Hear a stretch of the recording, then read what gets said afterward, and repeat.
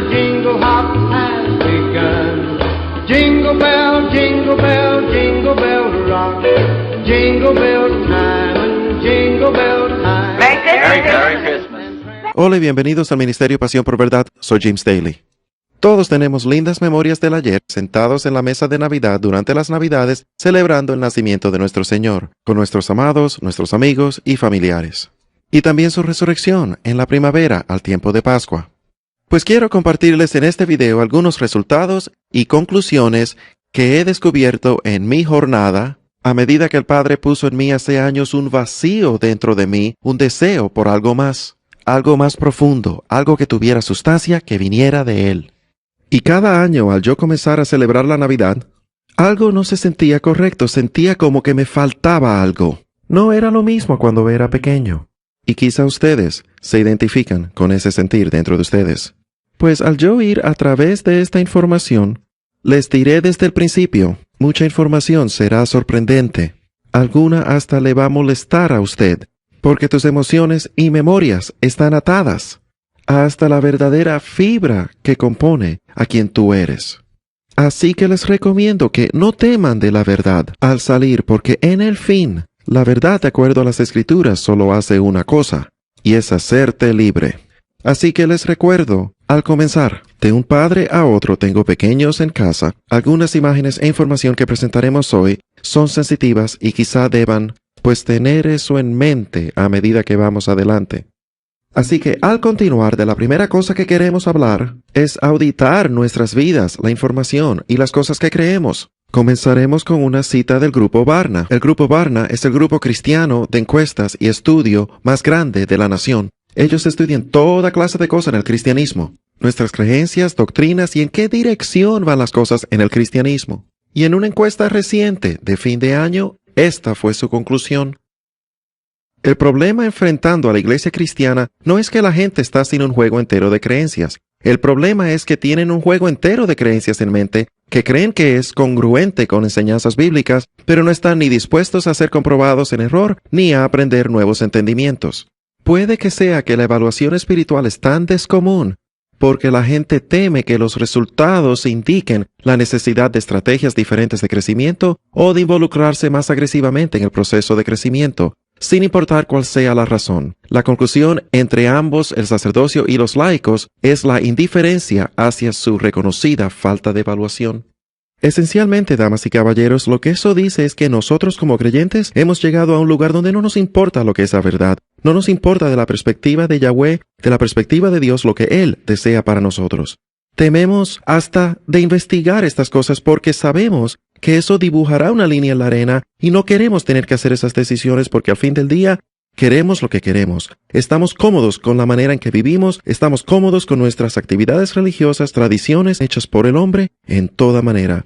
Así que al fin del día, yo no sé acerca de ti, pero yo quiero complacerle. Solo somos puestos en esta tierra por un par de razones, y es para levantar su nombre en la tierra y asegurarnos que lo amamos con todo nuestro corazón, mente, alma y fuerzas, y queremos hacerlo a su manera.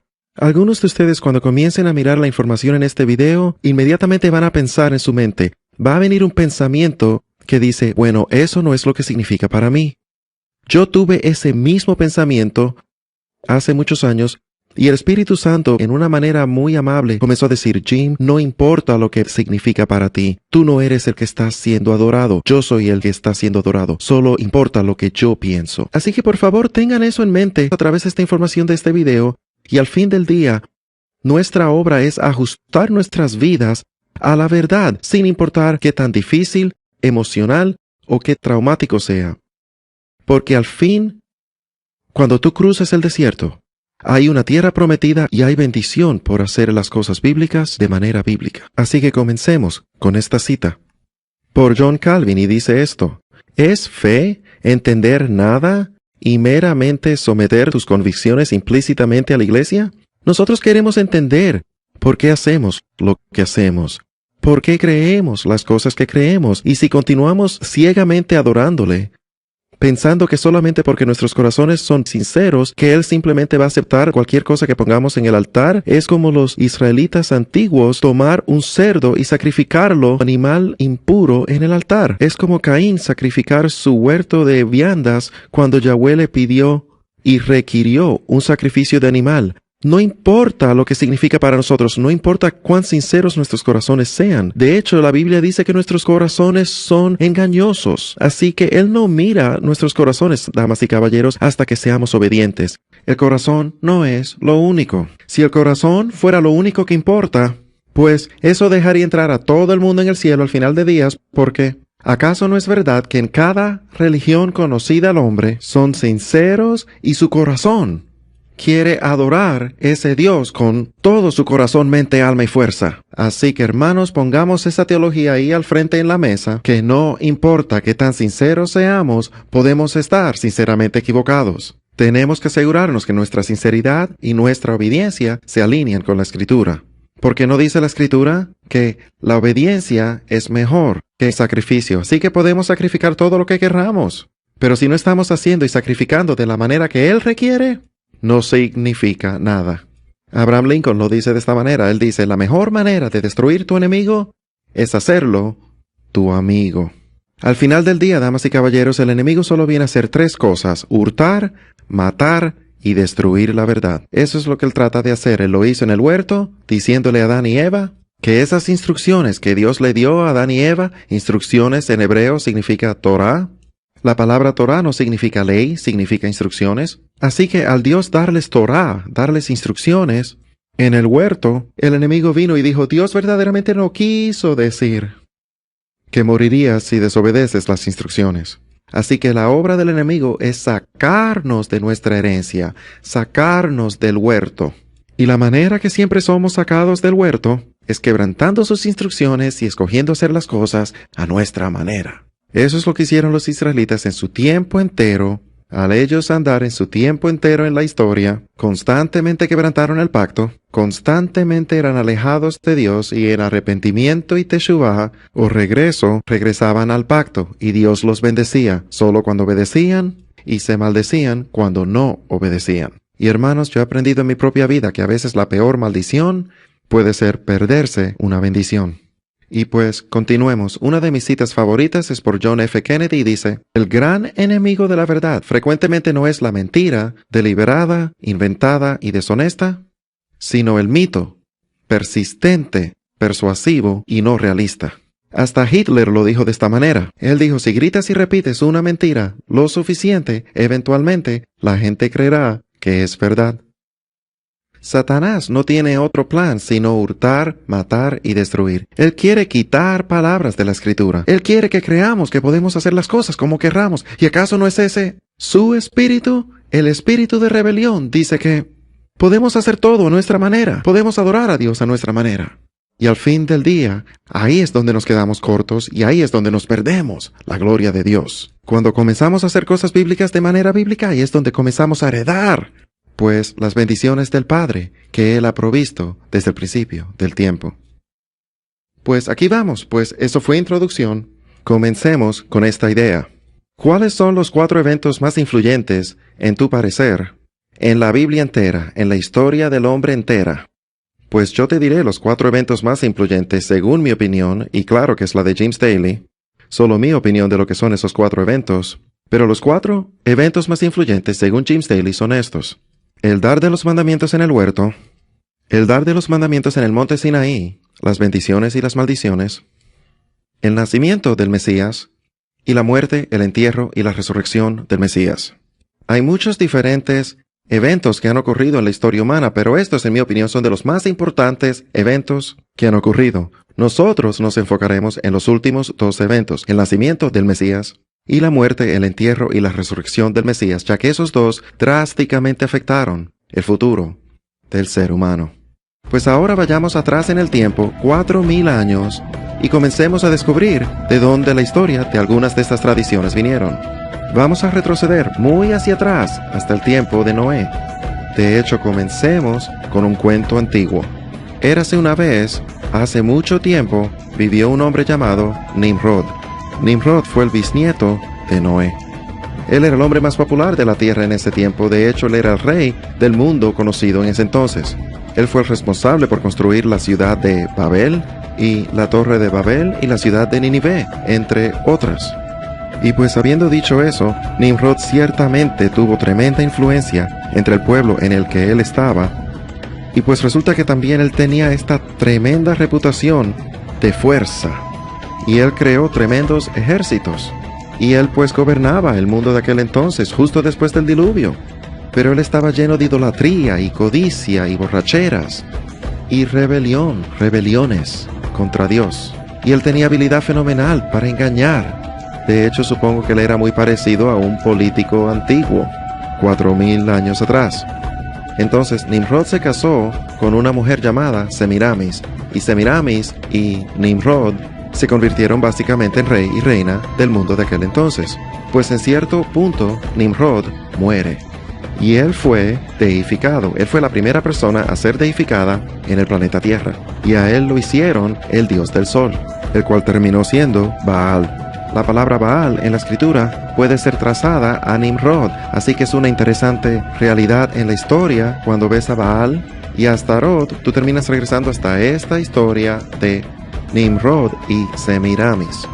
Y pues Baal está gobernando el universo como el dios del sol, y de alguna manera, según nos dice la leyenda babilónica, que Semiramis se embaraza por los rayos del sol de su fallecido esposo Nimrod.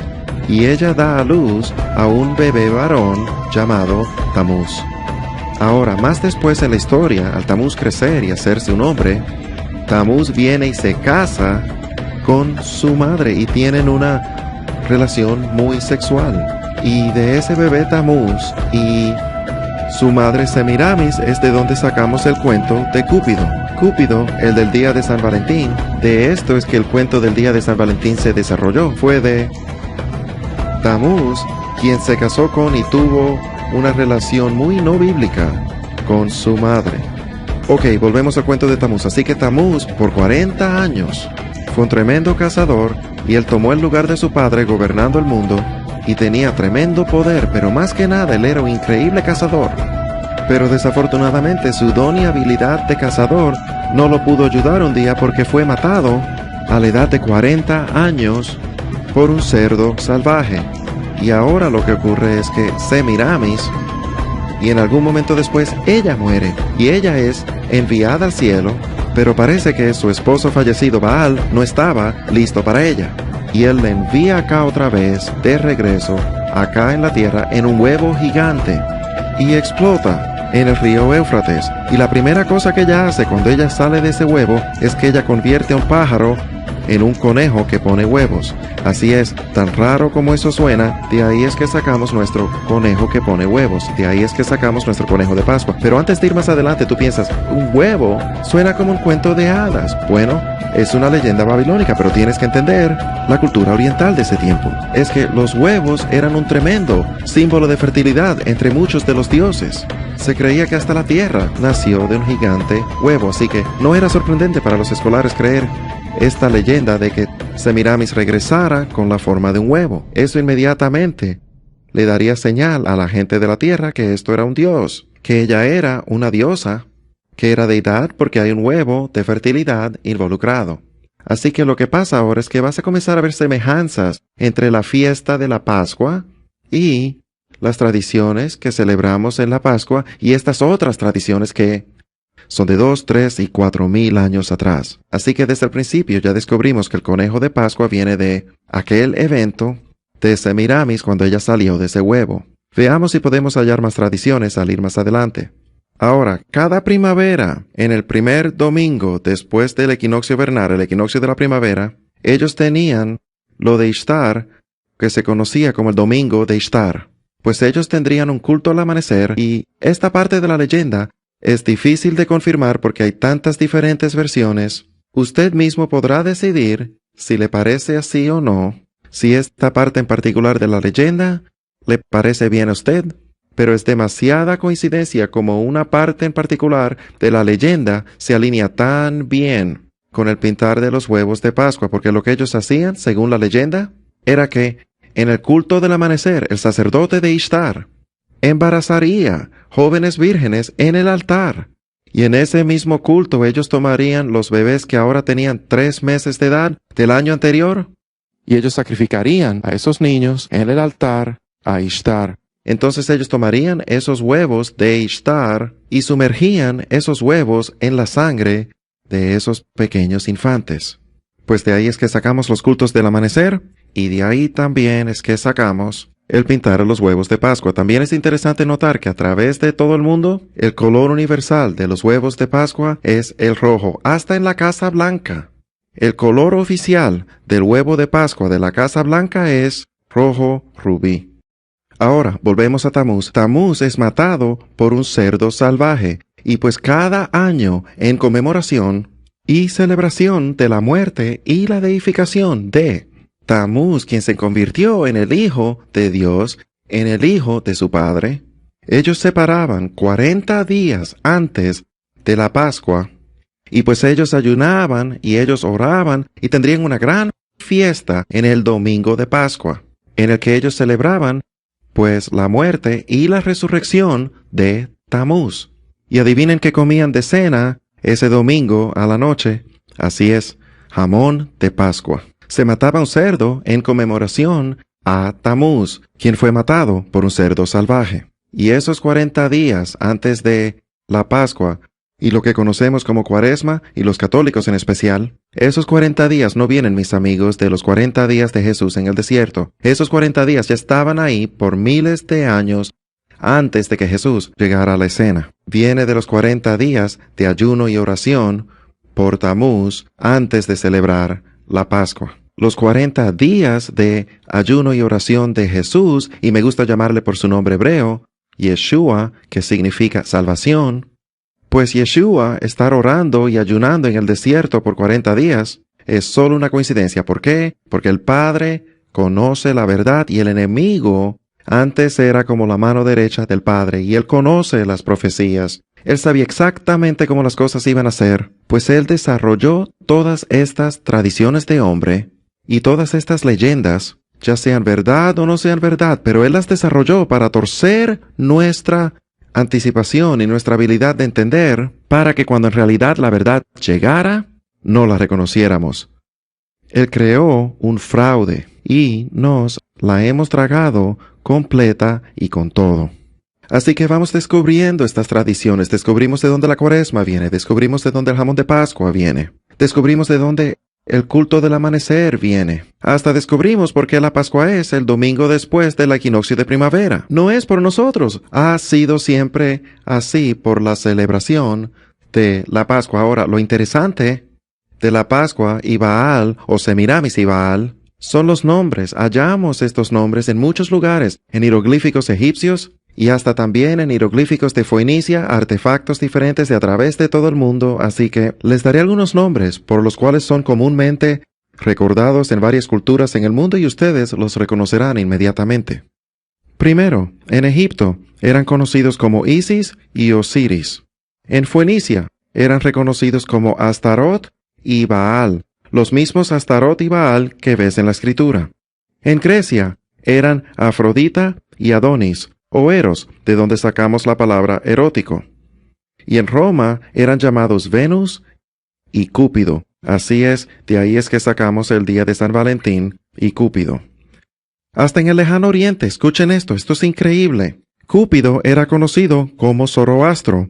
Zoroastro se compone de 2 palabras. Zoro, que significa semilla o simiente de, y Ashtarot, o astro, que es de Ishtar. Así que Cúpido, lo que en realidad significa en el lejano oriente, es la simiente o semilla de Ishtar, o la simiente o semilla de su madre. Ok, eso es de los archivos de estante, febrero 1994, volumen 2, número 2. Ya descubrimos la Pascua, huevos de Pascua, jamón de Pascua, Cuaresma, Cúpido, el día de San Valentín, domingo de Pascua, cultos del amanecer y cosas así. Ahora queremos ir a las Escrituras y mostrarles algunas conexiones a esos nombres. Porque han leído algunas de estas Escrituras y es increíble como Yahweh, Dios, siempre le decía a los israelitas y les advertía que se mantuvieran lejos de Astarot y Baal. Leamos las Escrituras. Jueces capítulo 2, verso 13 dice esto: y dejaron a Yahweh y adoraron a Baal y a Astarot. Primera de Samuel, capítulo 7, verso 4 dice, Entonces los hijos de Israel quitaron a los Baales y a Astarot, y sirvieron solo a Yahweh. Y último, pero no por menos, Romanos capítulo 11, verso 4 dice, ¿Pero qué le dice la divina respuesta? Me he reservado 7,000 hombres que no han doblado la rodilla delante de Baal. Y lo que es bien interesante es que vamos a descubrir cuál es esa imagen de Baal un poco más después en este programa. Y para estas alturas probablemente están teniendo ese pensamiento del que les advertí, que dice, eso no es lo que significa para mí. Yo celebro el nacimiento de Jesús y yo pongo todo el enfoque en Jesús y celebro la resurrección, su resurrección, y yo quiero enfocarme en Él. Bueno, tu corazón puede estar hacia eso y tú absolutamente puedes hacer eso.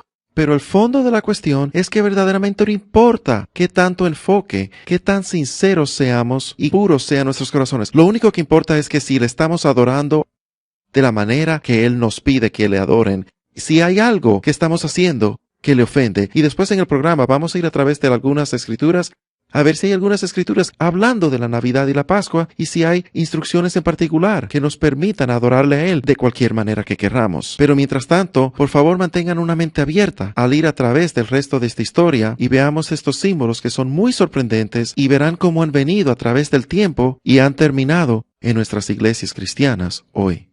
Comenzaremos con una variedad de símbolos que hemos descubierto en la arqueología e historia que están muy relacionados al cristianismo en Navidad y Pascua, adoración al Dios de Sol y adoración pagana hoy. Así que comenzaremos con el más obvio, el más importante, y ese es Tammuz y su madre Semiramis. Si miran su pantalla, verán a Isis y Osiris, y es Ishtar y Tammuz. Ahora algunos de ustedes preguntarán, pues, espera un momento, yo celebro la Pascua, tú hablas de Ishtar. Easter en inglés es actualmente la modificación de la palabra Ishtar.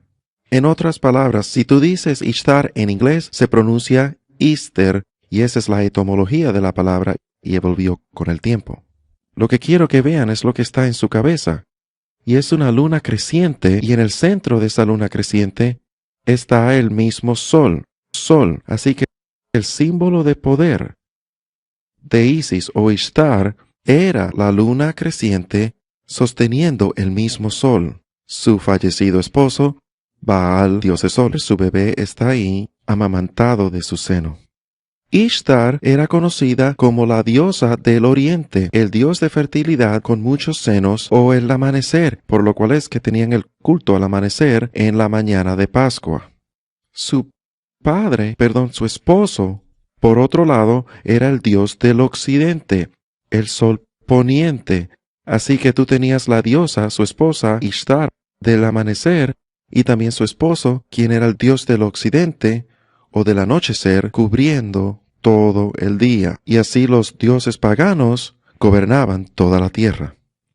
Ahora seguimos adelante con todos estos símbolos, al seguir adelante con estos símbolos, y en su pantalla ven un tallado pagano de la deidad solar Baal Hadad, detallada como un disco en una luna creciente. Ahí puedes ver el disco de media luna, ahí en el centro de su pantalla, con el sol dentro de sí. Y ese es el dios de sol, y también la luna creciente que le rodea. Ahora, como pueden ver que el símbolo principal del dios del sol era la luna creciente, con el sol sobre sí, o centrado y sostenido dentro de la luna creciente, ahora vamos a algo que es un poco controversial, pero muy verdadero históricamente. La Eucaristía católica, y es en realidad el sol que está adentro de esa luna creciente. Mostraremos fotos de varias Eucaristías en diferentes posiciones, y ustedes verán que no solo son semejantes, son idénticas. De ahí es que sacaron los símbolos.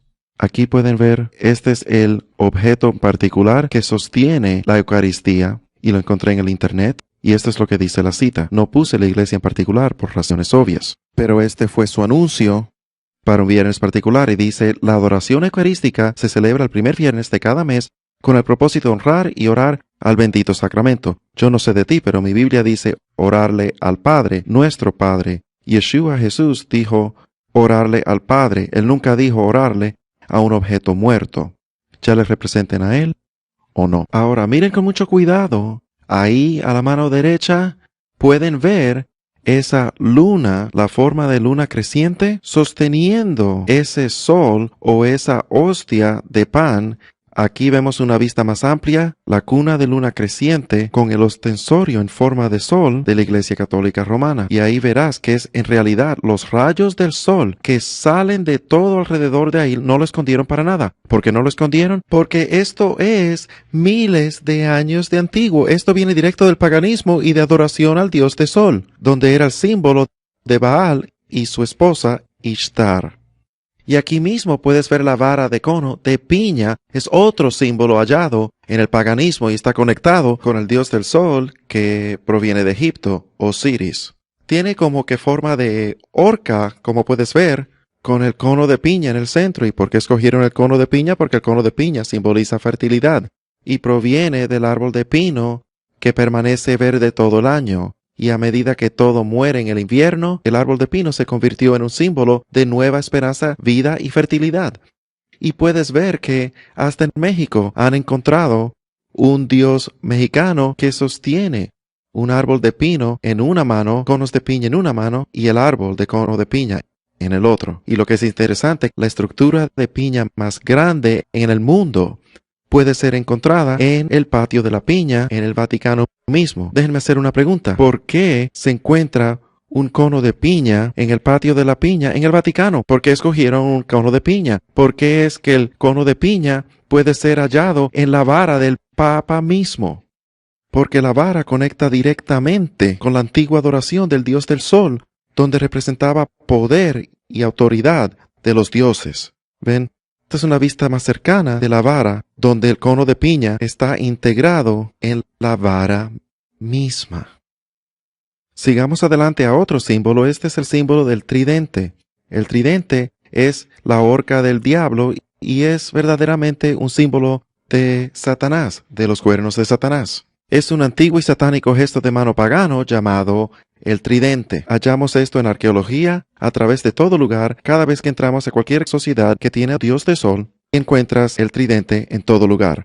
Lo ves en la Babilonia antigua, era puesto en las manos de todos los dioses paganos del sol. Todos los dioses paganos y faraones tenían alguna clase de tridente o vara a la que estaban conectados para el poder y autoridad de esos dioses. El más famoso, por supuesto, es el tridente de Neptuno. Y le llamamos la horca del diablo, y de ahí es donde viene. No es solamente un dibujo inventado, esto tiene historia detrás de sí, de ahí vienen estas cosas. Ahora, al ir adelante en esto, durante el mismo periodo de tiempo, verás otro símbolo que es hasta más importante. De hecho, verás dos símbolos en esta foto. Esta es una estatua pagana de Júpiter que ha sido renombrada San Pedro. Y ahí él tiene, adivina qué, el símbolo del tridente. Ese símbolo es un símbolo satánico reconociendo el poder de los dioses del sol. Y también verán otro símbolo en esta foto y es una aureola. Miren con cuidado, no es una aureola, es un sol brotante. Lo que ponen detrás de las cabezas de los dioses o de los santos también no es una aureola, es un sol brotante que representa el poder del dios del sol. Y ellos llaman a esta estatua San Pedro en el Vaticano, pero en realidad la historia nos dice que este es el dios Júpiter. Aquí vemos una estatua de el bebé Jesús. Supuesto ser el bebé Jesús, no es ninguno otro sino el bebé Tamuz. ¿Y cómo sabemos que no es Jesús? Porque ves tridentes todo por encima de él. Ahí ves el símbolo del tridente en la mano del infante Jesús y también los tridentes saliendo de la cabeza de la estatua. Verás 3 tridentes, 2 de los lados de la cabeza y 1 saliendo del tope de la cabeza. Este no es el bebé Jesús, damas y caballeros. Este es el dios pagano del sol, Tamuz del cuento de Baal, Nimrod y Semiramis, que terminó siendo Cúpido en el moderno día de San Valentín. Ahora vayamos adelante a otro símbolo completamente diferente. Aquí vemos a una serpiente con alas guardando el trono del rey Tutankamen. Esta serpiente con alas verás que es verdaderamente un dragón. Y a través del folclore y toda la historia vemos dragones escritos en jeroglíficos egipcios antiguos y a través de todo el mundo vemos estos dragones con alas. Y eso es otro estudio en sí mismo, pero la realidad es que la serpiente en la Escritura siempre ha estado conectada con Satanás, Lucero, el ángel caído de luz del amanecer, quien en el huerto de Edén es descrito como una serpiente que era sutil y engañosa y siempre echando fuego de muerte, por decir así, de su boca, siempre procurando devorar y destruir el pueblo de Dios. Pues quiero que vean cómo la serpiente en la Escritura siempre está conectada a actividad demoníaca o a Satanás mismo, como aparece en terminología religiosa y artefactos religiosos. Aquí vemos el dios maya del sol y serpiente, Quetzalcóatl, escrito saliendo de la boca de un dragón con alas. El dios maya del sol sale de la boca de un dragón con alas. Aquí vemos a una serpiente con alas llevando las almas fallecidas al cielo, y si miran eso con cuidado verán que las almas fallecidas están en la espalda de esta serpiente con alas, y se interpreta como que esta serpiente con alas va hacia el cielo y lleva a su pueblo con ella. Les voy a sugerir que no es al cielo, a donde va.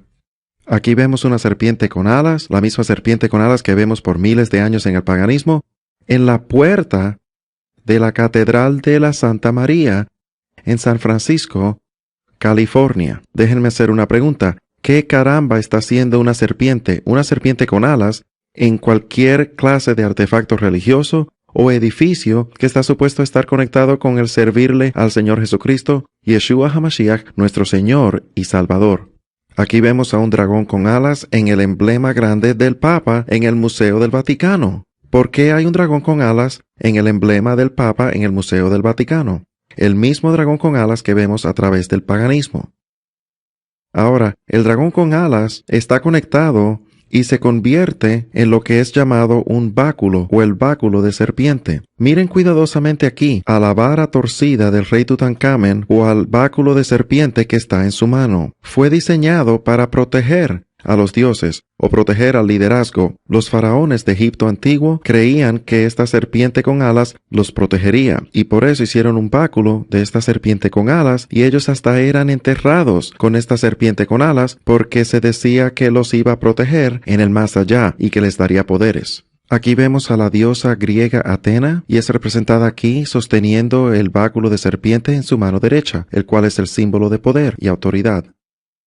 Aquí vemos a un rey de Mesopotamia con su vara torcida de adivinación que representa el báculo de serpiente.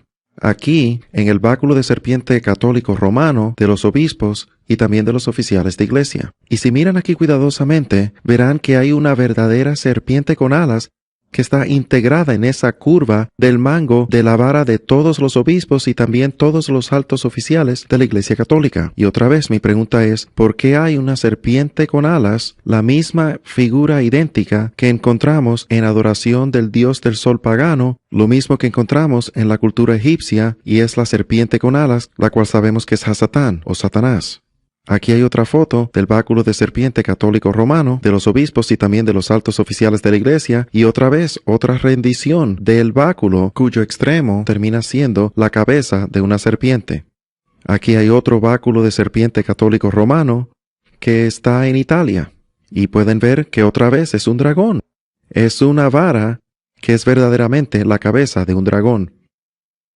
Aquí hay otra foto de uno en un museo, y es un obispo católico, un sacerdote, y puedes ver que el báculo está en su mano. Aquí vemos una de las más increíbles fotografías del báculo, el báculo de serpiente, la vara, aquí a la derecha. Y si miran con cuidado, es en realidad un rey. Y de la cabeza del rey sale el cuello de la serpiente, la cabeza de la serpiente, y se enrosca hasta que actualmente ves la cabeza de la serpiente, y ¿qué sale de la boca de la serpiente? Es el fuego de la serpiente. Así que yo no sé acerca de ustedes, damas y caballeros, pero de la cabeza y corona de mi rey ciertamente no sale la serpiente demoníaca que engañó a Adán y Eva en el huerto.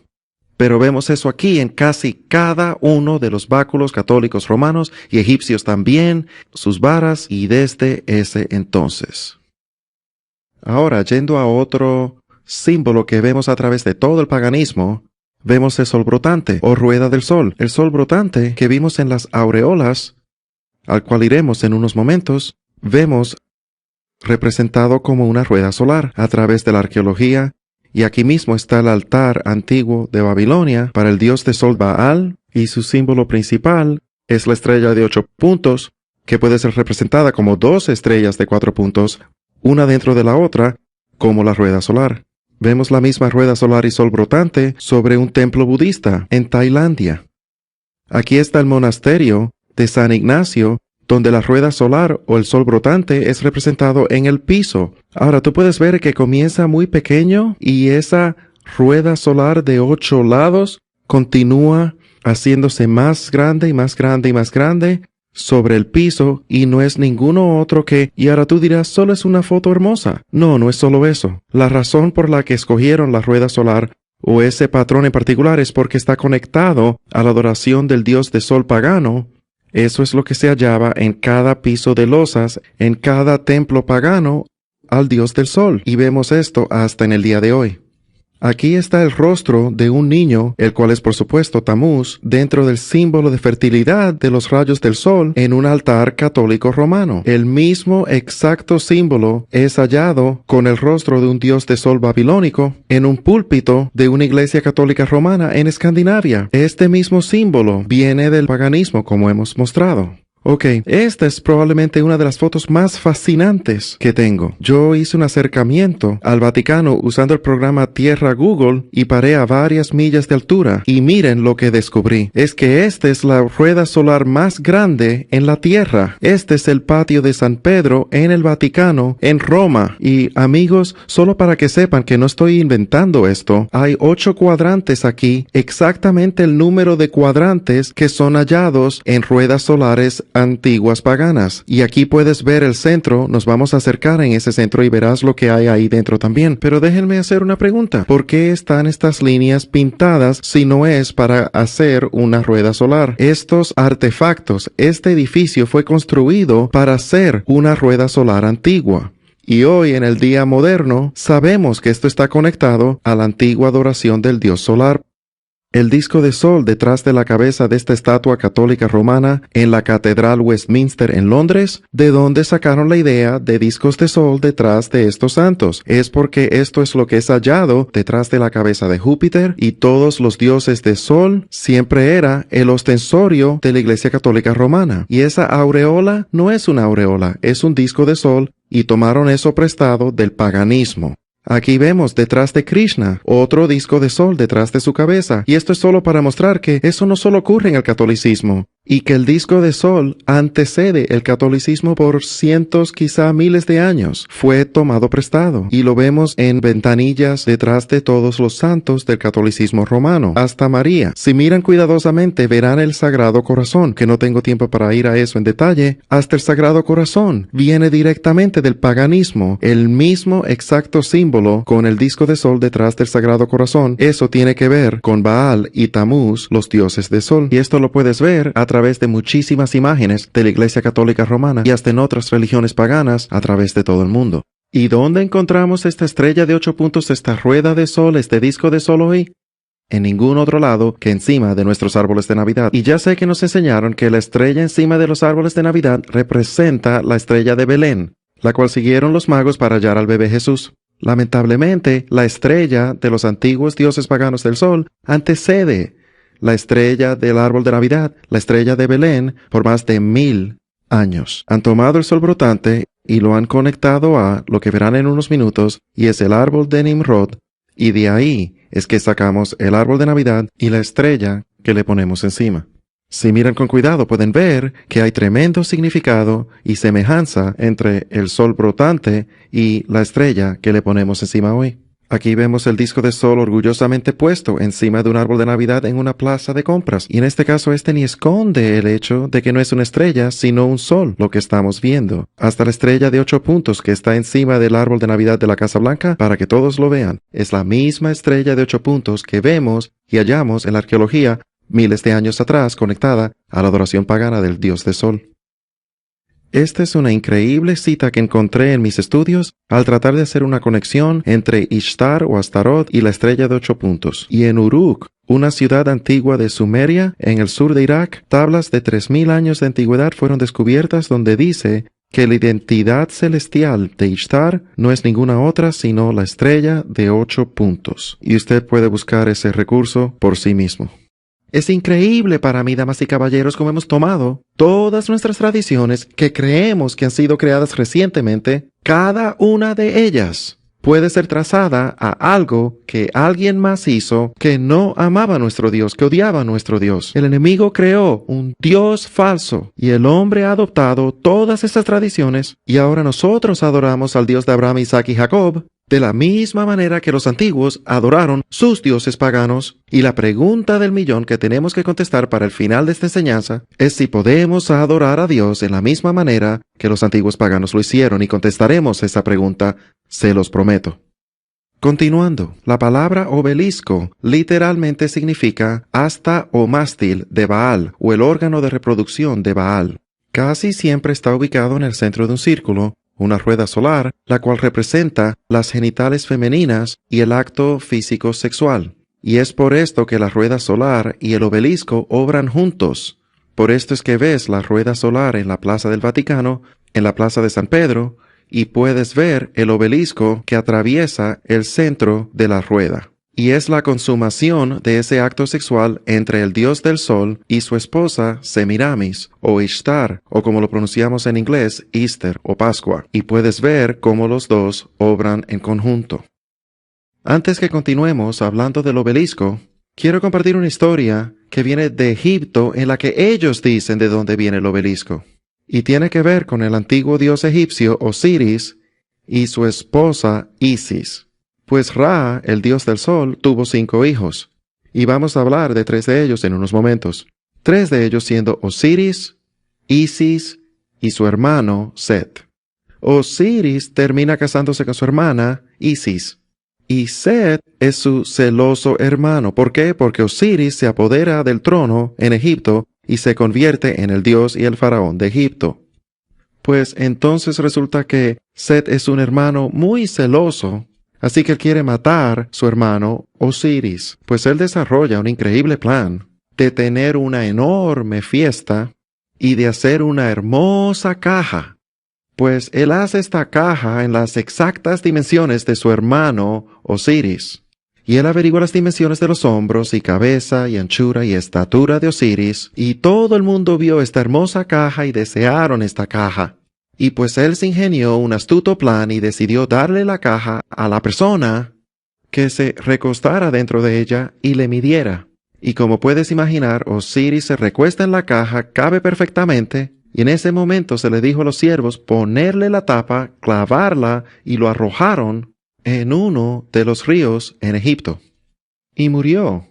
Pues esto no le cayó bien a su esposa Isis, quien tomó el trono, y ella se embarcó en una misión para encontrar dónde su fallecido esposo estaba en el río Nilo.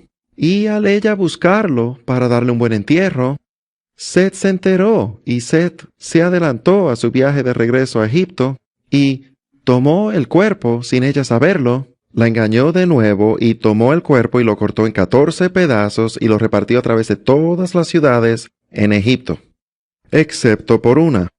El órgano masculino, el órgano reproductivo de Osiris, él echó al río Nilo, el cual fue después, de acuerdo a la leyenda, consumido por un pez.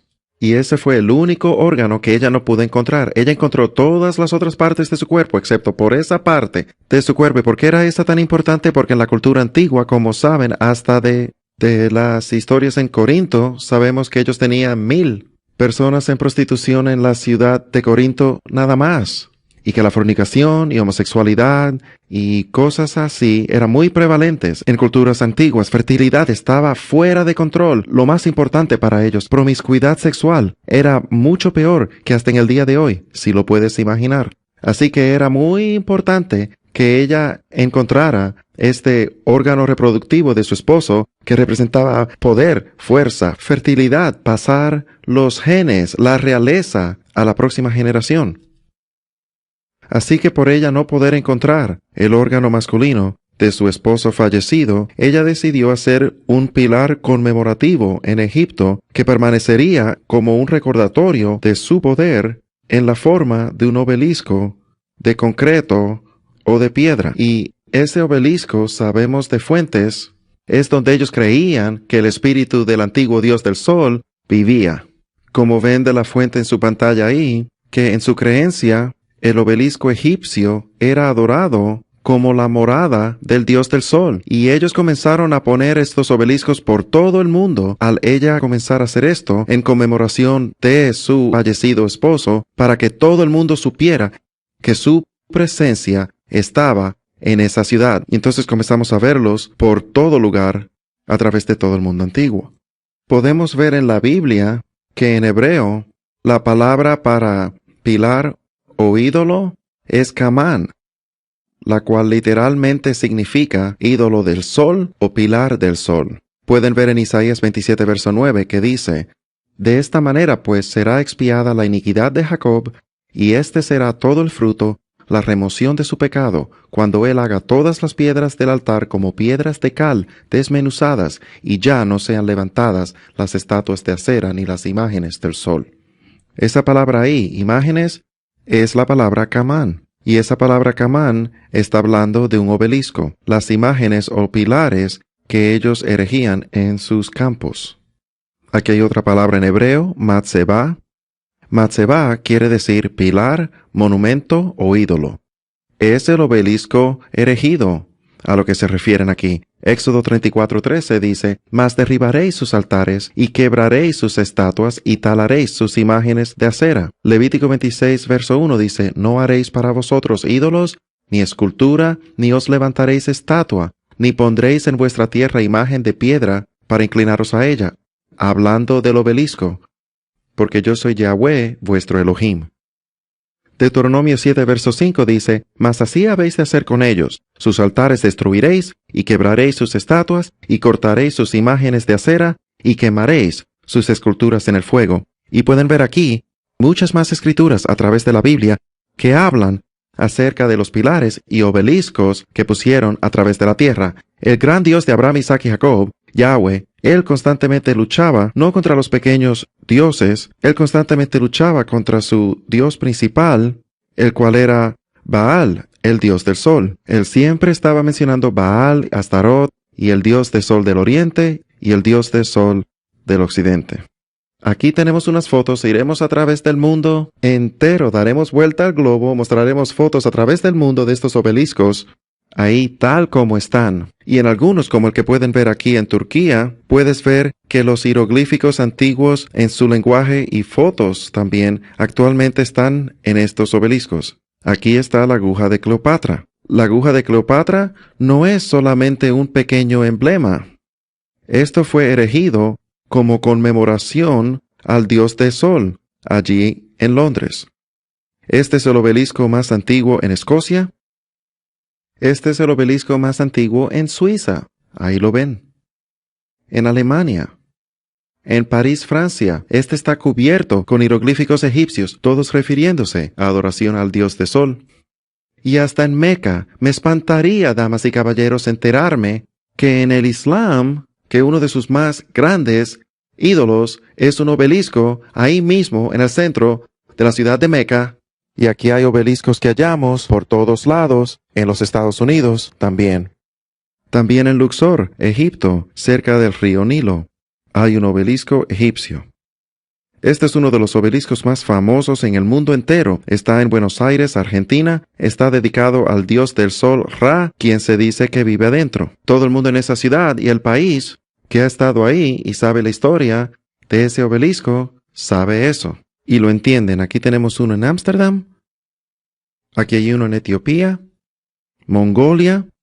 Y damas y caballeros, ahora nos enfocaremos en esto por un momento y les voy a mostrar algo que es verdaderamente algo que solo pude ver con el programa Google Tierra. Y me sorprendió tanto que quiero compartirlo con ustedes también. El obelisco más grande en el mundo, así lo creo, que está escondido, es lo que están viendo ahí ahora mismo. Si miran cuidadosamente, lo que vemos aquí es las genitales masculinas de Ra, el dios del sol, o Baal, integrado a la misma arquitectura de la Plaza de San Pedro y el edificio entero en el Vaticano allí.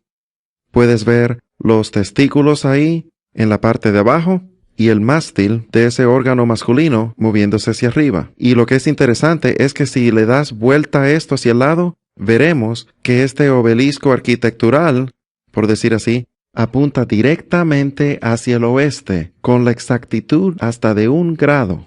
Y mi pregunta es, ¿por qué apunta hacia el oeste? Es porque esto es del dios del sol. El dios del sol es el dios de la puesta del sol, del oeste. Y vemos en toda adoración al dios del sol, en toda sociedad pagana, que los altares todos encaran al oeste, porque así es que hacían sus cultos. Y yo creo que el enemigo tuvo una gran influencia en la arquitectura de esta estructura católica romana en particular, y es una representación del órgano masculino del dios del sol.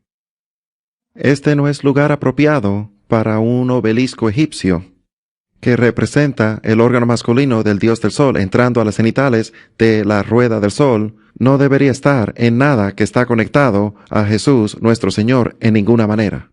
Pero lamentablemente lo está en esta era moderna. La mezcla del paganismo en el cristianismo ha progresado a tal grado que ya ni la reconocemos, por no saber nuestra historia, por no leer la primera sección de la Biblia. Ahora, esta es una foto interesante porque esta foto en particular es de un obelisco que está en la plaza de la iglesia de San Juan, allá en Roma, y es la iglesia del Papa, es la catedral del Papa. Así que les voy a leer la descripción de dónde vino este obelisco en particular, porque va a ser sorprendente para ustedes descubrir que esto no fue solamente un obelisco creado de concreto en tiempos modernos. He aquí este obelisco de dónde vino. El obelisco egipcio que está en la plaza de San Juan Laterín es el más grande que existe. Originalmente tallado durante el reino del faraón Mosei III, estuvo en el templo de Omán en Tebes, el dios del sol, pero fue llevado a Roma por el emperador Constantino en los años 317 a 361 y puesto en el Circus Maximus. En el 1587 el Papa Sixtus V descubrió el caído, roto y olvidado obelisco y lo hizo arreglar y colocar en la Piazza S. Giovanni, en Laterano. E interesantemente es posible que Moisés vio este mismo obelisco cuando estuvo en Egipto. Y este obelisco, supuesto honrar los dioses del sol, está al lado de lo que católicos llaman la Suprema Madre de todas las iglesias, la catedral oficial del obispo de Roma, el Papa. Así que tenemos un obelisco de 3.000 o 4.000 años de edad, hecho para los dioses del sol de Egipto, que ha sido puesto en la catedral de Santa María.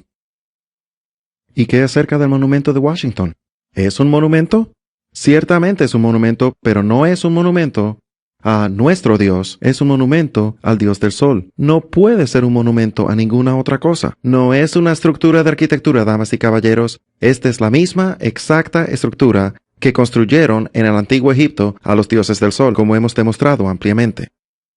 Déjenme hacer una pregunta. ¿Dónde encontramos este símbolo principal del Dios del Sol hoy? ¿Dónde encontramos este símbolo principal, el obelisco? Te sorprendería descubrir que lo hallamos en nuestras iglesias. Así es, ahí es donde terminó el obelisco del Dios del Sol, terminó en nuestras iglesias alrededor de todo el mundo.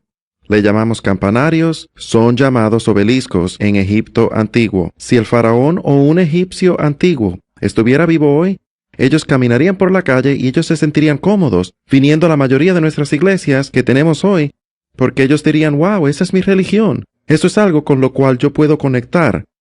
Eso es adoración al Dios del Sol. Y lo vemos a través de todo el mundo. Aquí hay uno que tiene 2 pilares construido en esta iglesia en particular.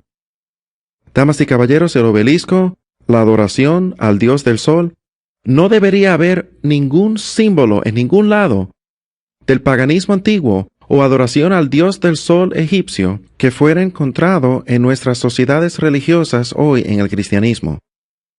Lo vemos mucho, sin importar qué denominación, ya sean luteranos, bautistas, sin denominación, no importa qué denominación, vas a encontrar este obelisco por todos los lados. Ahora venimos al pensamiento que dice, pero eso no es lo que significa para mí, Jim. Y yo sé que muchos de ustedes pensaban eso, pero la cosa es que no importa lo que significa para nosotros y es tan difícil para nosotros comprender y que penetre en nuestros corazones y mentes, que solo importa lo que significa para Él.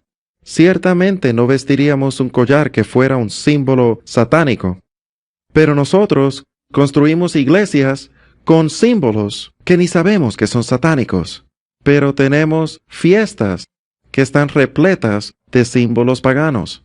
Y por nosotros no saber eso, creemos que está bien. Pero la cuestión es que el gran Dios de Abraham, Isaac y Jacob, Él sabe lo que son esos símbolos. Así que de su perspectiva, Él ve esos símbolos y le recuerda cuando Israel pasó sus hijos por el fuego de Moloc, le recuerda los infantes y bebés que fueron matados y sacrificados en los altares de Astarot, le recuerda toda la adoración a dioses del sol por todo su pueblo que volvieron sus espaldas contra Yahweh y sirvieron otros dioses. Es un recuerdo y símbolo a Él, y por esa razón nada más. Deberíamos dejar esos símbolos atrás y deshacernos de ellos y quemarlos como Nehemías y otros, Jeremías y los grandes profetas antiguos que derribaron los lugares altos y destruyeron esos pilares, y mientras ellos derramaron su sangre, y hasta más, derramaron su sangre, su fuerza con sus hijos para derribar esos lugares altos, y aquí nosotros levantando esos lugares altos otra vez. No importa lo que significa para nosotros, importa lo que significa para Él. Así que tenemos que averiguar exactamente lo que significa para Él y haremos eso en este programa, al ir a través de escrituras que muchos de ustedes quizá nunca han leído antes, que describen exactamente las fiestas que celebramos en el día de hoy, y veremos si podemos o no continuar y seguir haciendo estas cosas desde nuestra perspectiva y seguir dando la espalda a su corazón. Ahora, ¿cuándo crees que era el cumpleaños de Nimrod y Tamuz? En el primer día en el año, cuando el sol es renacido. ¿Y en qué día crees tú que el sol es renacido? En el medio del invierno, el solsticio del invierno, diciembre 25. Así es, de ahí es que sacamos diciembre 25, día de Navidad, cuando decimos que Jesús nació. ¿Por qué decidimos que Jesús nació en diciembre 25? ¿De dónde salió esa fecha? Muy simple, Jesús era el Hijo de Dios. Tamuz era el hijo de los dioses. Él era el hijo de su padre, Baal. Y pues los paganos y el cristianismo antiguo salió directo del paganismo. En Roma, ellos ya estaban adorando al Dios del Sol. En domingo, en Roma, de donde sacamos adorar en domingo. Antes era que todos los cristianos antiguos adoraban en el sábado, pero fue cambiado a domingo porque todos los paganos adoraban a su Dios del Sol en su día, domingo, y también le adoraban en su cumpleaños, diciembre 25. Así que naturalmente, cuando Jesús entra a la escena y Constantino supuestamente se salva, en los años 300 hicieron compromiso para hacerlo más fácil a la gente convertirse al cristianismo, haciendo que el cumpleaños de Jesús fuera en el mismo día que el de los dioses del sol que ellos ya estaban acostumbrados a celebrar. Y de ahí es que sacamos diciembre 25. Una de las celebraciones paganas y cultistas más grandes ocurría durante el solsticio del invierno. ¿Por qué? Porque este es el tiempo cuando el sol es renacido, cuando los días del año comienzan a hacerse más largos. Por lo tanto, los cumpleaños de los dioses del sol coincidían con ese día, el 25. Originalmente eran el 21, pero después, por el cambio en el calendario juliano, fue cambiado al 25. Aquí podemos ver, esta es una figura antigua de Nimrod, que todos los dioses del sol de toda región pueden haber tenido diferentes nombres, pero todos pueden ser trazados al original dios del sol, Baal, también conocido como Nimrod. Y miren esta foto de él con su barba larga, pueden comenzar a ver a dónde voy ahora. Al comenzar a descubrir por qué la fiesta es en diciembre 25 y cómo se conecta al mismo Santa Claus. Algunos diferentes nombres que Baal tenía eran estos. En Persia era llamado Mitras. Tú puedes hacer un estudio tú mismo y esto es increíblemente fascinante. Si estudias la adoración cúltica pagana de Mitras, verás tremenda conexión con algunas de las cosas que hacemos aquí en el cristianismo. Esto es 500 años antes del nacimiento de Jesús. Antes de Yeshua, era llamado el nacimiento del inconquistable sol. Ese era Mitras. Osiris y Horus y Ra en Egipto. Era llamado Atis en Roma, y para celebrar sus cumpleaños los romanos tenían una gran fiesta llamada la fiesta de Saturnalia. Adivinen cuánto duraba. 12 días. Así es, de ahí es que sacamos los 12 días de Navidad. Es directo de la fiesta de Saturnalia, que es durante la fiesta, directo del solsticio del invierno. Y adivinen lo que los caldeos llamaban este día. Hoy le llamamos Navidad, pero en aquel entonces los caldeos le llamaban Día de Yule en inglés. ¿Saben lo que literalmente quiere decir esa palabra para Navidad? Significa el Día del Infante. Y ellos ciertamente no estaban hablando acerca de Jesús. Ellos hablaban de Tamuz, quien era el hijo del Dios del Sol, que un día iba a regresar y salvarlos. Ven, Satanás no puede hacer nada más sino tomar la verdad, torcerla y hacer que la gente crea una mentira. Y eso es lo que él hizo con la historia del nacimiento de nuestro Señor. Él duplicó eso en el paganismo, así que en algún momento su plan era tomar el paganismo y mezclarlo al cristianismo, y cada vez que tú mezclas lo santo con lo profano, las escrituras llaman eso inmundo.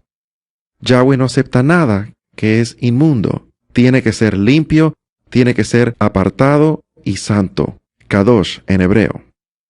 ¿Pues suena esto familiar? Vayamos a este personaje llamado Odín, porque aquí es donde entraremos a más detalle de nuestra fiesta y de dónde vienen estos símbolos.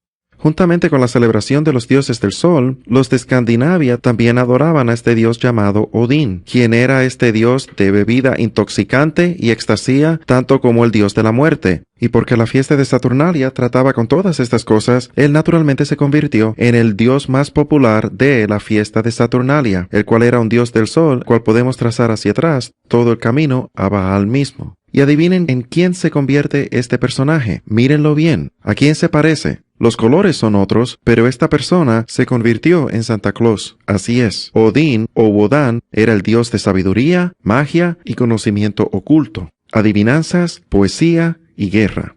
Su nombre significaba el inspirado. Y van a comenzar a ver, a medida que vamos adelante en estas fotos, verán que Santa Claus u Odín es muy familiar a Jesús o Yeshua, que quiere decir salvación. Vamos a ver a un dios, Odín, quien salva, y vamos a ver a otro llamado Yeshua, que salva. Y ahora quiero que presten atención a algunas de las características de Odín, porque es sorprendente ver las semejanzas y cómo Satanás está tratando de enmascararse como un ángel de luz, como sabemos de las Escrituras.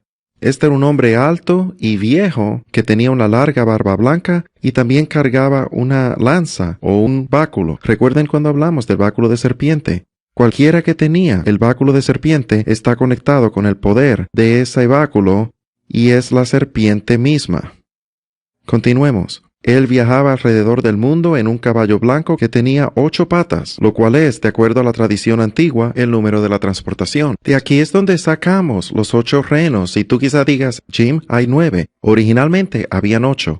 Rudolf fue añadido en tiempos modernos. Eran 8 renos, y eso viene del caballo blanco en el cual Odín viajaba, que tenía 8 patas. Tú puedes buscar todo esto, es conocimiento muy común en el internet, en enciclopedias. Tú puedes ver a Odín y todo el material de referencia que conlleva.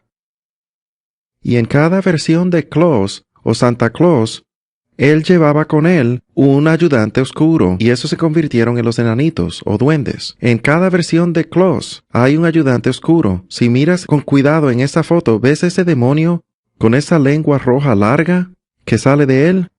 Estos se llamaban Krampus.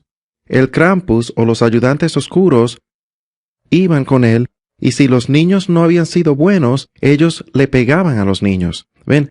Así que tenías el que era bueno, San Nicolás, el que se convierte en San Nicolás, o Odín, quien venía y te daba regalitos si eras bueno, y después tenías los oscuros, los ayudantes oscuros, que eran los que iban a instituir la disciplina a los niños, y eso lo veremos. Así que este Krampus, que terminó siendo los enanitos de Santa Claus, de acuerdo a la leyenda, el Krampus acompañaba a San Nicolás durante la temporada de Navidad, advirtiendo y castigando a los niños malos, a diferencia de San Nicolás, quien da regalos a buenos niños, de acuerdo a Wikipedia. Aquí tenemos otra foto de Krampus y los enanitos de Santa Claus. Puedes ver en la foto a tu derecha, es casi como la escoba de una bruja, donde los niños malos están siendo llevados por un Krampus que es una combinación de un humano y un cabro. ¿Ok? Y tú ves esto a través de toda la historia. La historia. Un humano que está mezclado con un cabro Y yo tengo una enseñanza de los Nefilim o los hijos de Dios, donde yo voy a través de esto, pero en esencia, en la fiesta, en la llamada Yom Kippur, en la Biblia, donde una vez al año el sumo sacerdote entra al lugar santísimo a hacer un sacrificio, habían 2 cabros que eran ofrecidos. Uno se llamaba el cabro Le Adonai, y ese cabro era ofrecido a Yahweh, Adonai.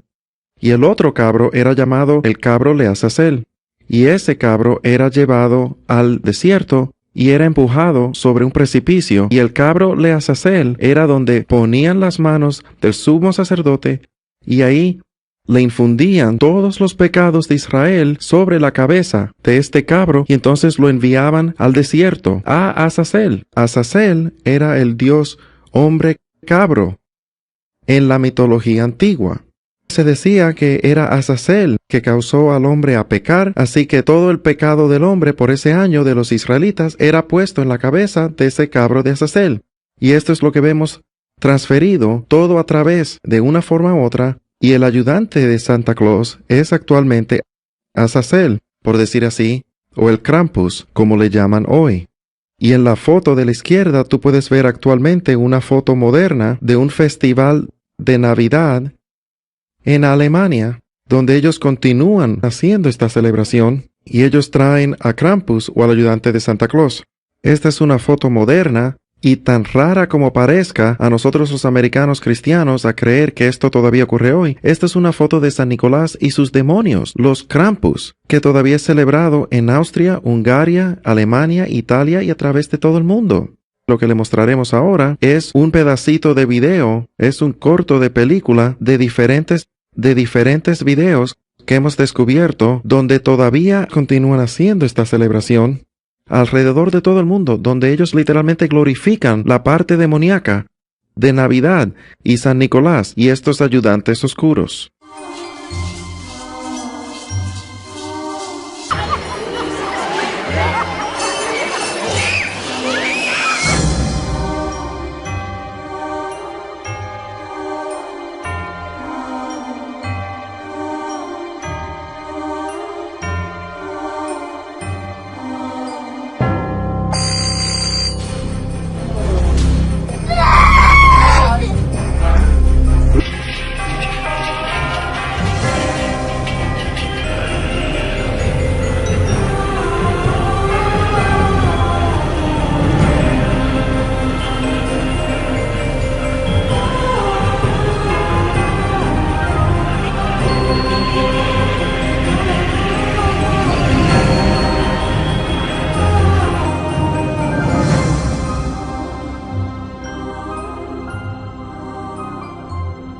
Ya sé, me disculpo, esto sigue poniéndose peor, ¿verdad que sí? Y como si esto no fuera suficiente, hay algunos escolares que creen que la canción Jingle Bells vino de las campanas de Krampus que estaban en existencia por mucho tiempo antes de que esa canción fuera escrita. Cada vez que tú veías a San Nicolás, él estaba acompañado por las campanas de Navidad, por decir así, de sus duendes. Ellos tenían campanas que colgaban de sus cuellos y al tú oírlos en el video, tú podrías escuchar las campanas y ellos se anunciaban al próximo pueblo al que iban. Y algunos creen que de ahí es donde vino el término las campanas de Navidad o Jingle Bells. De ahí vino. Ahora iremos adelante para descubrir exactamente de dónde vino Santa Claus. Pues Odín, ¿cómo se convirtió Odín en Santa Claus? Pues aquí está la rendición o la evolución de Odín a hacerse Santa Claus.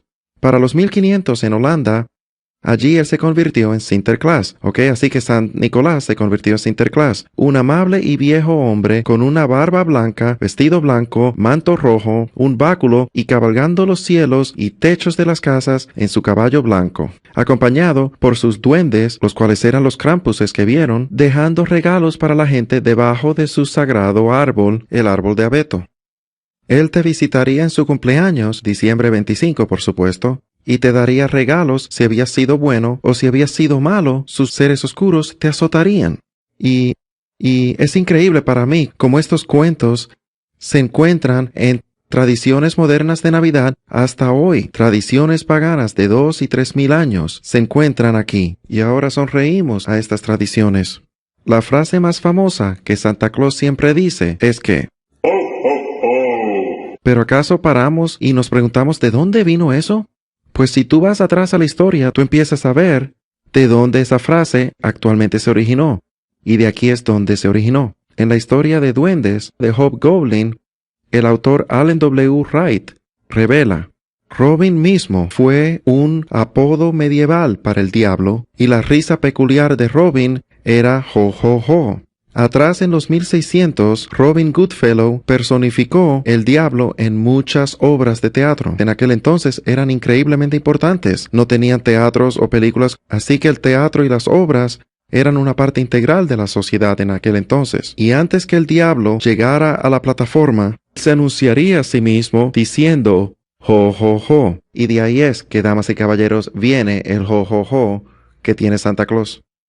Para los años 1700, un holandés emigró a Norteamérica y trajo su Sinterklaas con él.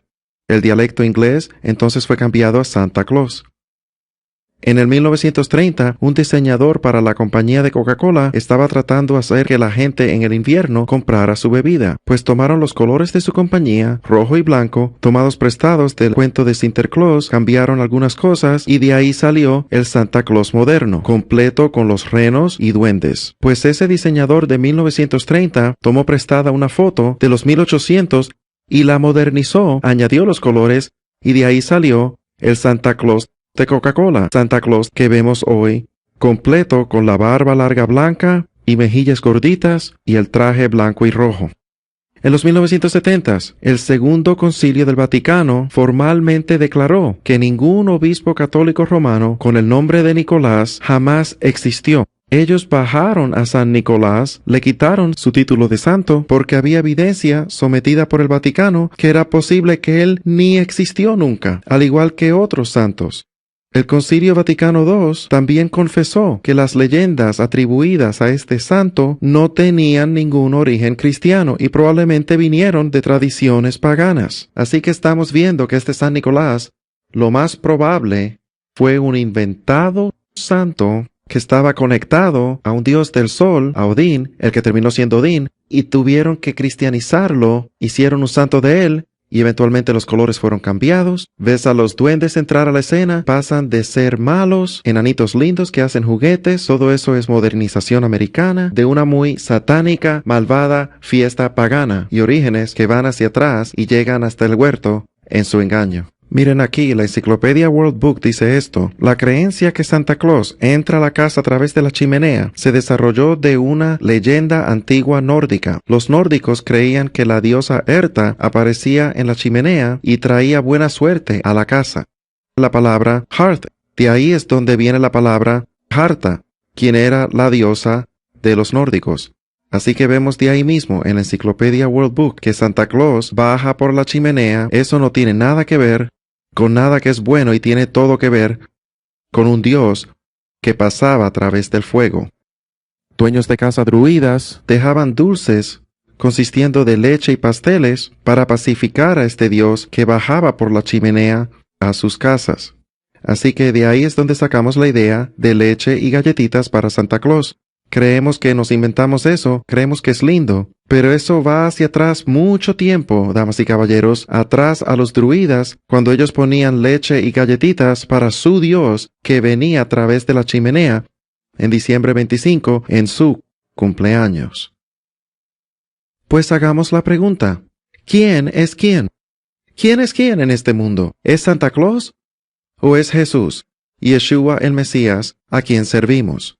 ¿Cuál es el Dios, por decir así, que estamos presentando a nuestros niños durante esta temporada del año? Descubramos algunas características que son muy parecidas a nuestro Salvador para ver si deberíamos estar conectándolas. Antes de todo, de Santa Claus se dice que no tiene ni principio ni fin. Jesús no tiene principio ni fin. Santa Claus tiene su propio espíritu eterno llamado el Espíritu de Navidad. Jesús tiene su propio espíritu eterno llamado el Espíritu del Dios viviente. Santa Claus lo sabe todo. Jesús lo sabe todo. Él escribe nombres en un libro y los revisa 2 veces. También Yeshua. Él escribe nuestros nombres en el libro de la vida. Santa Claus, su pelo es blanco como la nieve. Apocalipsis nos dice que el pelo de Jesús es blanco como la nieve. Santa Claus viaja durante la noche, ahora vemos un poquito de diferencia. Jesús viaja durante el día. Todo lo que Jesús hace es en luz, todo lo que Santa Claus hace es en la oscuridad. ¿Ven la diferencia? Sutiles diferencias. Cómo Satanás toma la verdad y él solo la tuerce un poquito. Continuemos. Santa Claus quiere darte todo lo que tu carne desea. Jesús quiere darte todo lo que tú necesitas. Santa Claus entra a tu casa a través del fuego. Ciertamente nuestro Señor no entra a nuestra casa a través del fuego. Y Santa Claus tiene un árbol místico, y él ama a los niños. ¿Sabías tú que Santa Claus tiene un árbol místico? ¿De dónde sacó esa idea? Era que en la Biblia, Yahweh tiene un árbol místico llamado el árbol de la vida. Fue el árbol de la vida que separó el bien del mal. Y cuando tú participas del árbol de vida, tú vives para siempre. Y ese árbol de la vida eventualmente tomó la forma en el lugar santo que alumbró el lugar santo entero y era llamado la menorá, candelabro, el candelabro de 7 ramos que los israelitas pusieron en el templo y era llamado el árbol de vida.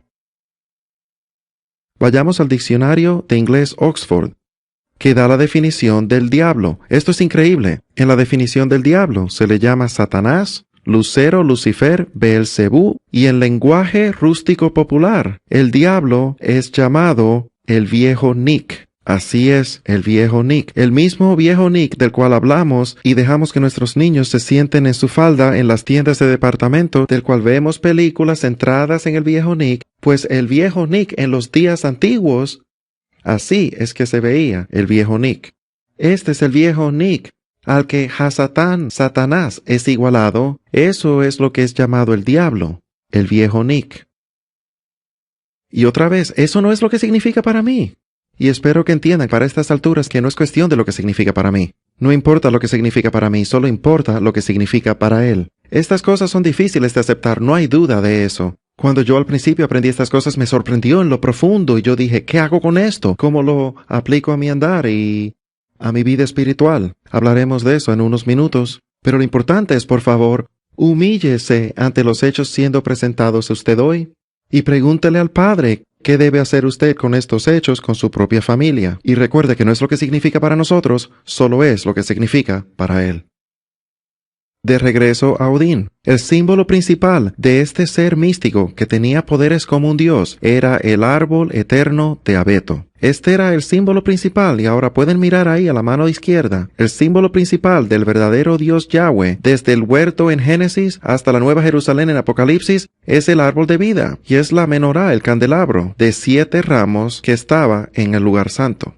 El árbol de Navidad. Árboles han sido adorados por toda cultura pagana en el mundo y otra vez era un símbolo principal de adoración al dios del sol y de fertilidad. Ocupaba el lugar adentro de un hogar pagano de el obelisco y el árbol de abeto ocupaba ese lugar del obelisco como un retrato o un símbolo del dios del sol. Por eso ponen el sol brotante o la estrella de 8 puntos encima de él. El árbol de abeto era dicho ser mágico porque permanecía verde todo el año. Era decorado en algunas culturas con frutas para simbolizar nueva vida, y en otras culturas era decorado con 12 velas para honrar su dios del sol, porque la fiesta de Saturnalia era 12 días. De ahí es donde sacamos los 12 días de la Navidad. Hoy hasta le cantamos canciones, tal como lo hacían en los rituales paganos de adoración. Jeremías 10, versos 2 en adelante, dicen: Así dice Yahweh, no aprendáis el camino de las gentes, ni de las señales del cielo tengáis temor, aunque las gentes las teman, porque las costumbres de los pueblos son vanidad, pues cortan el leño del bosque con el hacha, es obra de manos de artífice. Lo adornan con plata y oro, con clavos y martillo, lo afirman para que no se mueva. Erguidos están como palmera, pero no hablan. Necesitan ser llevados, porque no pueden andar. No tengáis temor de ellos, porque no pueden hacer mal, ni para hacer bien tienen poder. Ahora, muchas personas creen que estos versos en particular están hablando acerca de los árboles de Navidad. La verdad es que estas escrituras en particular no están conectadas a los árboles de Navidad, pero la idea es que ellos iban al bosque y ellos tomaban un árbol de abeto y después los tallaban y los decoraban con oro y plata. Y lo que quería mostrar con esta escritura es que eso de decorar con oro y plata y bolas, las cuales, créanlo o no, son representativas en culturas antiguas como los testículos del dios del sol, que iban en el mástil de Baal, con el símbolo del rito pagano de fertilidad, el sol brotante encima. De ahí es que sacaron lo de oro y plata. Es la idea que ellos decoraban sus ídolos con oro y plata. Así que eso es lo que quería sacar de esa escritura. No necesariamente que estaban cortando un árbol de Navidad. Esa tradición no ocurre hasta después. Pero de ahí es que sacaron la idea, porque los ídolos eran decorados con oro y plata. Aquí vemos otra vez, si miran con atención al detalle, a este dios mexicano del sol que le mostramos anteriormente, verán el árbol de abeto. Este árbol de abeto es el que termina convirtiéndose en lo que conocemos hoy como el árbol de Navidad. Ramas de acebo. ¿De dónde vinieron estas tradiciones? Ellos también usaban recortes de arbustos de hoja perenne para decorar sus hogares en esta época como una ofrenda y como un símbolo del dios de fertilidad, el dios de la primavera. Este sería Ishtar. Los muérdagos. ¿De dónde vinieron los muérdagos? Pueblos celtas y teutónicos por mucho tiempo habían considerado que el muérdago tenía poderes mágicos. Se decía que tenía la habilidad de sanar heridas y aumentar la fertilidad. Los celtas lo ofrecían a sus dioses en oración y colgaban muérdagos en sus hogares para alejar espíritus malos. Y también aprendí durante mis estudios que durante la fiesta de Saturnalia los romanos colgaban muérdagos por todos lados y después tenían orgías y borracheras debajo de estos muérdagos, y se decía que aumentaba la fertilidad. Por esto, damas y caballeros, es que nos besamos debajo de los muérdagos. Esto viene del pasado, de la fornicación pagana que ellos hacían en Roma durante la fiesta de Saturnalia. El tronco de Navidad era un tronco que ellos quemaban en la hoguera por 12 días, dado que esa era la duración de su celebración. Era originalmente dedicado en Escandinavia a la diosa de la fertilidad, Ishtar, para que viniera su salvador, Tamuz. Ellos sacrificaban animales y esclavos en la hoguera cada noche. Esto se decía que alejaba a los espíritus malos. Vayamos a la Enciclopedia Americana y su definición de la Navidad. Y dice, de acuerdo a varias autoridades, no era celebrado en los primeros siglos de la Iglesia cristiana, dado que la costumbre cristiana en general era de celebrar la muerte de personas notables en vez de su nacimiento. Una fiesta fue establecida en recordatorio del nacimiento del Salvador en el siglo IV. En el siglo V, la Iglesia Occidental ordenó que fuera celebrado para siempre en el día de la antigua fiesta romana del nacimiento del dios llamado Sol. ¿Pueden ver esa evolución? Hasta la Enciclopedia Americana nos los dice. Que la Navidad nunca fue celebrada por los discípulos, ni los apóstoles, ni por nuestros antepasados, ni los padres de la Iglesia. Esto viene de antes y no fue hasta el V siglo que esta fiesta fue incorporada y ordenada que fuera celebrada en el cristianismo. Y vieron lo que dice. Dice que ha de ser celebrada por siempre en el mismo día que la fiesta romana del nacimiento del sol. Miren esto es el registro de la Corte General de la Colonia de la Bahía de Massachusetts, mayo 11, 1659, dice esto. Para la gran deshonra de Dios y ofensa de otros, es por lo tanto ordenado por esta Corte y su autoridad que cualquiera que sea hallado observando cualquier o tal día como Navidad o semejante, ya sea por evitar trabajo, hacer fiesta o cualquier otra manera, que al descubrir tal conducta, cada persona cometiendo tal ofensa pagará por cada ofensa 5 chelines como multa al condado. Y de hecho, los primeros estados en celebrar la Navidad fueron Alabama en 1836 y Luisiana y Arkansas en 1838. Y no fue hasta los mediados de los 1800 que la Navidad apenas fue permitida ser celebrada en los Estados Unidos. ¿Por qué nuestros fundadores, que estaban fundados en el Dios de la Biblia, lo harían ilegal celebrar la Navidad? Porque ellos no estaban tan apartados como nosotros de la verdad. Ellos entendían que estas cosas vinieron del paganismo. Ellos entendían que el Dios de Abraham, Isaac y Jacob, Yahweh, no quería que mezcláramos cosas que la gente usaba para adorar a dioses que Él odia, para adorarlo a Él. Déjenme hacer una pregunta que quizá ustedes piensan. ¿Pero acaso no podemos tomar algo que Satanás quiso para mal y volverlo para bien? Él conoce mi corazón, ¿verdad? Levítico 18:30 dice esto: Guardad pues mi ordenanza, no haciendo de las prácticas abominables que tuvieron lugar antes de vosotros, y no os ensuciéis en ellas. Yo soy Yahweh, tu Dios. Marcos 7:7 y 8 dice: Pero en vano me honran, enseñando como doctrinas mandamientos de hombres. Porque haciendo un lado el mandamiento de Dios, os aferráis a la tradición de los hombres. La pregunta es si hemos de adorar a Dios 24 horas al día y hemos de poner a Dios en un altar donde podemos adorarle. ¿No crees que deberíamos de adorarle en la manera que Él nos ha pedido que le adoremos? Y ciertamente no en las tradiciones de hombres, ciertamente no las tradiciones de hombres, que están conectados a ritos paganos de fertilidad y adoración del Dios del Sol. Vayamos ahora a Deuteronomio capítulo 12. Este es verdaderamente el rey de las Escrituras, por decir así, que nos dará una buena y clara indicación de que si podemos o no hacer las cosas como querramos solo por ser sinceros. Deuteronomio capítulo 12 dice esto: Y derribaréis sus altares, y quebraréis sus estatuas, sus obeliscos, y sus imágenes de acera consumiréis con fuego, y destruiréis las esculturas de sus dioses, y extirparéis el nombre de ellas de aquel lugar. No haréis así a Yahweh, vuestro Dios.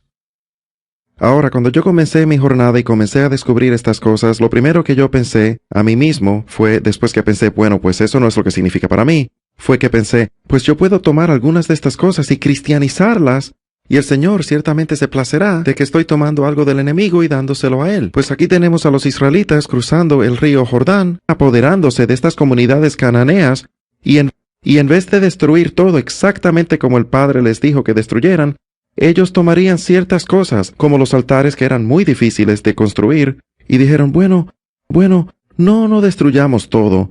Tomemos este altar, tacharemos el nombre de su Dios y pondremos nuestro Dios. Yahweh dice, no te atrevas a hacer eso. No te atrevas a tomar algo que era usado para un Dios de sol y cristianizarlo.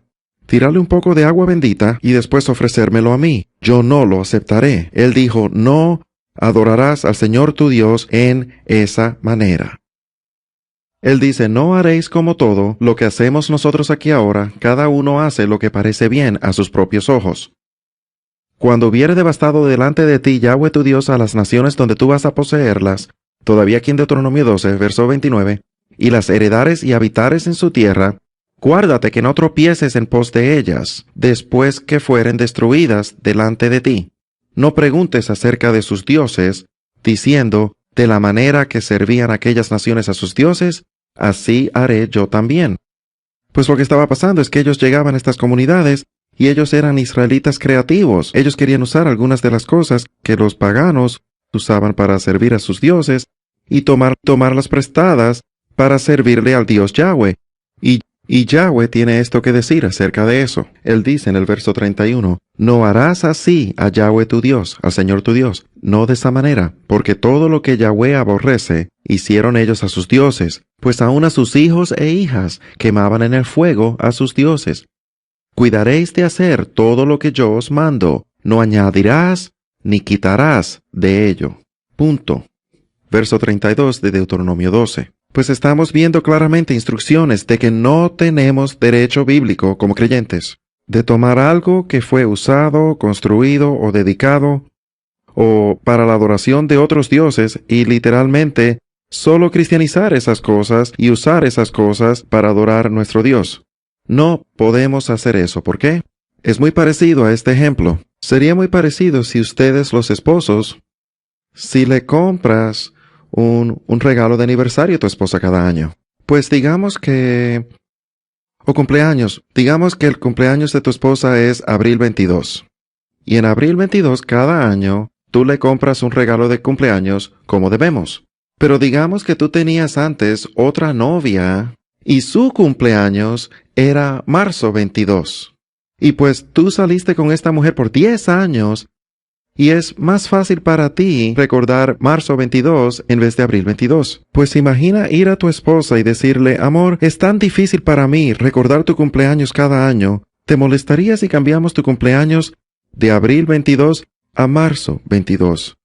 No creo que le va a gustar mucho eso de cambiar su cumpleaños al mismo cumpleaños de su enemiga, de tu novia anterior. Así no es que funciona la cosa. Hasta en términos humanos ofende. cambiar algo que es valioso para nosotros a algo que no es valioso para nosotros. ¿Qué tanto más no se le hace a nuestro Dios bien el hecho que celebramos el cumpleaños de su Hijo? Lo cambiamos de su tiempo apropiado en el otoño, durante la fiesta de tabernáculos, cuando Él nació, la fiesta de Sukkot, al tiempo de los dioses antiguos de fertilidad, los dioses del sol de ambos el oriente y el occidente.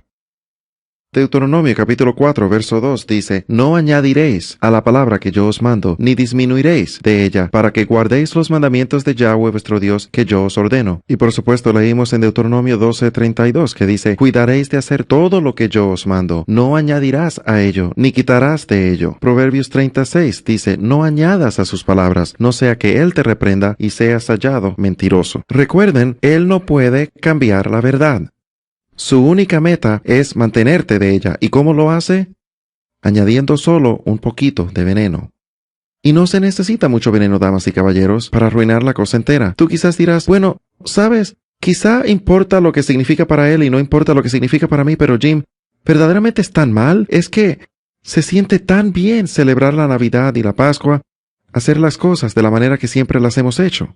No vivimos por la manera que se sienten las cosas, vivimos por la manera que Él se siente. Y la verdad es que cuánta de esta información que yo les estoy presentando tiene que ser verdad antes que envenene todo. Si yo tuviera un vaso de agua pura y yo pongo solo un granito de veneno en él, ¿lo beberías?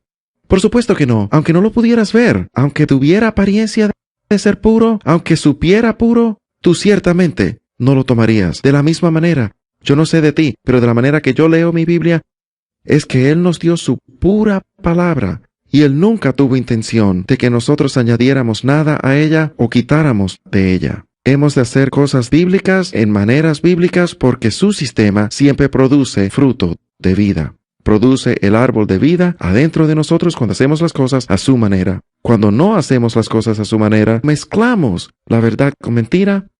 Bueno, lo que pasa es que lo que crece adentro de nosotros, ¿sabes? El árbol de la ciencia del bien y el mal. Y eso nunca trae vida, hermanos. Eso trae atadura y muerte.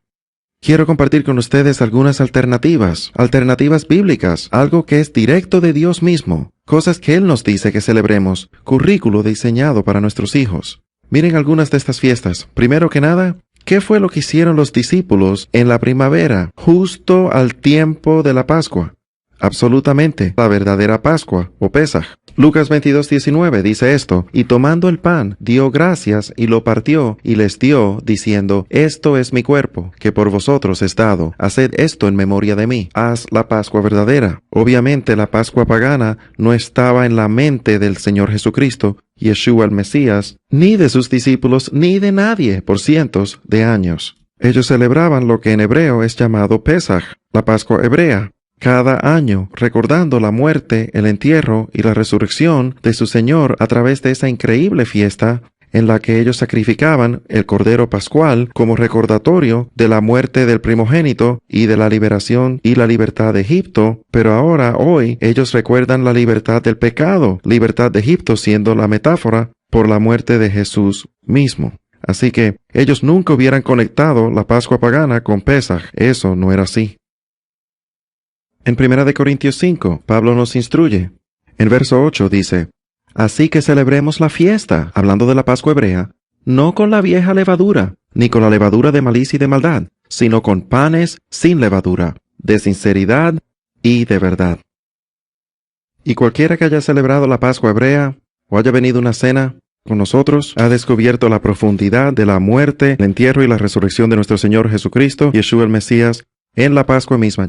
Yo personalmente creo que si comenzamos a guardar la Pascua hebrea y estas fiestas para nuestros hijos y familias, veremos el poder de Dios venir a nuestras vidas como en el primer siglo, porque no tenían la Navidad, no tenían la Pascua pagana. Ellos celebraron las fiestas bíblicas, las fiestas en su calendario, no las fiestas en el calendario romano. Ahora hablemos de cuando Jesús o Yeshua verdaderamente nació. ¿Podemos descubrir exactamente cuándo Él nació? Absolutamente podemos. Solo seguimos la Biblia según nos dice y nos da señales de cuándo verdaderamente nació. Comienza con Juan el Bautista. Sabemos que el padre de Juan el Bautista se llamaba Zacarías. Zacarías era un sacerdote de la línea de los levitas. Así que las Escrituras nos dice que él estaba en el 8º curso del sacerdocio levítico. ¿Y qué significa eso? Eso significa que él era la 8ª persona a servir un turno de una semana en el templo. Ellos tenían 24 turnos que servían por una semana. Y después, la segunda semana, el segundo turno. La tercera semana, el tercero serviría, y así en adelante, hasta que iban a través de los 24 turnos y entonces comenzaría otra vez. Sabemos de las Escrituras exactamente cuándo el curso de Zacarías fue. Y ahí es cuando el ángel vino a Zacarías y le dijo, tú vas a tener un bebé varón. Y pues resulta que ahí es cuando él se apura a su casa y su esposa se embaraza, y 9 meses después, eso lo pone justo en la Pascua hebrea. Sabemos que Juan el Bautista nació en la Pascua hebrea, entonces tomamos los evangelios que dicen que Yeshua nació 6 meses después de la Pascua hebrea, y eso nos pone justo en el medio de la fiesta de tabernáculos, o en hebreo se llama Sukkot. Así que así es que sabemos que Jesús nació durante la fiesta de tabernáculos, la cual es en el medio de septiembre o octubre en nuestro calendario, en nuestro, lo que llamamos en nuestra temporada, otoño. Hasta dice que los pastores todavía estaban en sus campos. Bueno, sabemos que los pastores en Israel se reúnen alrededor de o en el tiempo de la fiesta de Sukkot en el otoño, porque en el invierno hubiera habido mucho frío para tener el ganado en el campo. Esa es solo otra indicación, otra prueba de que nuestro Salvador no pudo haber nacido al fin de diciembre. Bueno, ahora voy a ir a través de las 7 fiestas para que puedan tener una idea y una muestra del calendario de Dios y las cosas que Él ha llamado a su pueblo a hacer. Primero que nada, hay 7, una para cada día de la semana, por decir así, una para cada milenio. Hay 7 milenios. Todo es en 7, por lo cual el 7 es el número de perfección. Así que comienza en la primavera, alrededor de marzo o abril, con la Pascua hebrea. La Pascua hebrea es el día en el que Jesús, o Yeshua, murió, se convirtió en el Cordero Pascual. Fue sepultado durante la fiesta de 7 días, de la fiesta de los panes sin levadura, donde ellos quitaban el pecado o la levadura de sus hogares. Él se levantó 3 días después, exactamente en la fiesta de primeros frutos, cuando el sacerdote mecería la gavilla de la cebada ante el Padre. El Mesías estaba levantando de los muertos, pidiendo una gran cosecha en el otoño de su Padre, al igual que el sacerdote hacía al exacto mismo tiempo. 50 días después, la fiesta de lo que llamamos en griego Pentecostés, en hebreo es Shavuot, y ahí es cuando el Espíritu Santo vino, y es 1200 años justo al día antes que los mandamientos fueron dados en el monte Sinaí, en el día de Pentecostés. Hay tanto aquí, damas y caballeros, pues digamos, si nunca han estudiado las fiestas, les animo que obtengan esa serie llamada Profético, Calendario Profético de Dios que tenemos, donde vamos en tremendo detalle a estas cosas a través de todas estas cosas que están integradas a estos días de fiesta y las profecías que están integradas a estas de su primera venida y su segunda venida. Esas son llamadas las fiestas de la primavera, esas han sido cumplidas, y esas están conectadas a su primera venida. Él murió en la Pascua hebrea, puesto en la tumba durante la fiesta de panes sin levadura, se levantó en los primeros frutos, y el Espíritu Santo vino en la fiesta de Shavuot o Pentecostés. Las 3 últimas fiestas son llamadas las fiestas del otoño. No han sido cumplidas todavía, son reservadas para su segunda venida. La primera es la más interesante, en mi opinión, se llama la fiesta de trompetas, o Yom Teruah, el sonar de trompetas. Y ahí debes hacer unas conexiones. Si eres un estudiante de Biblia, los muertos en Cristo se levantan primero, ¿cuándo? Al sonido de la trompeta. De esto es que está hablando. Después, venimos 10 días después de la fiesta de Yom Teruah, o la fiesta de trompetas, a Yom Kippur, el día de expiación, donde el sumo sacerdote, una vez al año, ponía la sangre del cabro en el arca del pacto, satisfaciendo la Torá, y expiando por todos los pecados de Israel por un año entero. Y después, la última fiesta, la fiesta más emocionante de todas, es la fiesta de 8 días de Sukkot, la cual está conectada a la cena de las bodas del Cordero. Es la celebración mayor en todo Israel de todo el año, donde el pueblo de Dios celebra y hace fiesta por 8 días corridos. Y es el reconocimiento de cuando el milenio va a comenzar. Hasta en el judaísmo se dice que el Mesías va a regresar durante la fiesta de trompetas y ahí la celebración va a comenzar con la gran fiesta de la boda durante la fiesta de Sukkot. Así que pueden ver las conexiones a través de lo que llamamos el Nuevo Testamento, todo a través de este calendario profético. ¿Te puedes imaginar si pudiéramos entender este calendario desde el principio y criáramos a nuestros hijos haciendo cosas bíblicas en maneras bíblicas y llamando cosas bíblicas por nombres bíblicos. Lo diferente y lo más fuerte que serían nuestras familias, porque tendríamos algo a que aferrarnos que es real. Así que yo les animo a cada uno de ustedes que investiguen estas cosas y descubran por sí mismos la verdad más profunda que está ahí mismo para nosotros, el currículo, por decir así, para nuestras familias seguir al Dios de Abraham, Isaac y Jacob, de esta misma manera que nuestros antepasados lo hicieron.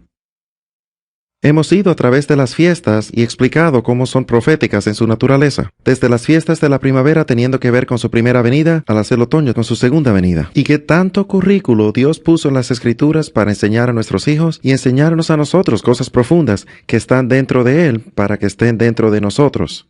Y mucha gente me pregunta, pues Jim, si yo llego al lugar donde no me gusta hacer la Navidad, ¿qué puedo hacer para reemplazarla?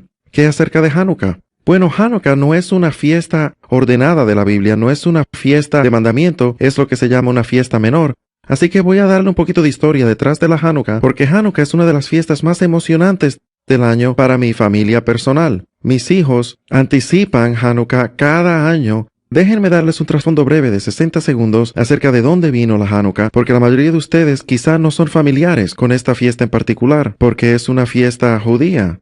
Desde nuestra perspectiva. Si van hacia atrás en el tiempo, a como 170 años antes de que Jesús llegara en el escenario, en el 168 a.C., como 100 años después que Alejandro el Grande estaba gobernando el mundo entonces conocido, otro rey se levantó, y el nombre de ese rey era Antíoco Epífanes el IV. Y él era un rey malo, era un griego, y ellos entraron a Jerusalén, se apoderaron de Jerusalén, y pusieron una estatua de Zeus en el templo, pues no le permitieron a los judíos del tiempo, a los israelitas, pues a sacrificarle a Yahweh. No les permitían practicar su religión, pues ellos eran muy duros sobre ellos, hasta que un día habían tenido suficiente, y el pueblo judío decidió recuperar el templo de su Dios a su propio control. Y ese hombre que lideró el ataque fue Judá el Macabeo, y sus seguidores y su familia. Bueno, lo hicieron y recuperaron el templo. Y ellos tuvieron una increíble celebración por 8 días después, que comenzó a ser llamada el Festival de Luces. Y ellos celebraron esos 8 días, lo más probable, porque no tuvieron el chance de celebrar la fiesta de 8 días, Sukkot, fiesta de tabernáculos, mientras estaban en servidumbre a los griegos. Así que cada año después de eso, y hasta el tiempo de Jesús mismo, de Jesús se dice en los evangelios que él fue a celebrar la fiesta de dedicación. Y la fiesta de dedicación, en hebreo, es Hanukkah. Así que vemos en el Evangelio mismo que Jesús mismo celebró el Festival de Luces. Es actualmente el periodo en el cual él habría sido concebido. Mira a ver, nuestro Mesías es la luz del mundo y es concebido durante la fiesta de luces. Esta ha sido una tremenda fiesta para cada uno de nosotros que ha reemplazado tradición y doctrina de hombres de Navidad con la fiesta bíblica de Hanukkah. Hanukkah puede ser hallada en los Evangelios cuando Jesús fue a Jerusalén y celebró lo que es llamado la fiesta de dedicación. Y la palabra dedicación aquí en hebreo, en el lenguaje original, es Hanukkah. Hanukkah significa dedicación. Es el tiempo en el que el templo fue rededicado, como acabo de explicar. Así que, ¿cómo esto se relaciona a nosotros como creyentes en Yeshua hoy? Es que somos el templo del Espíritu Santo.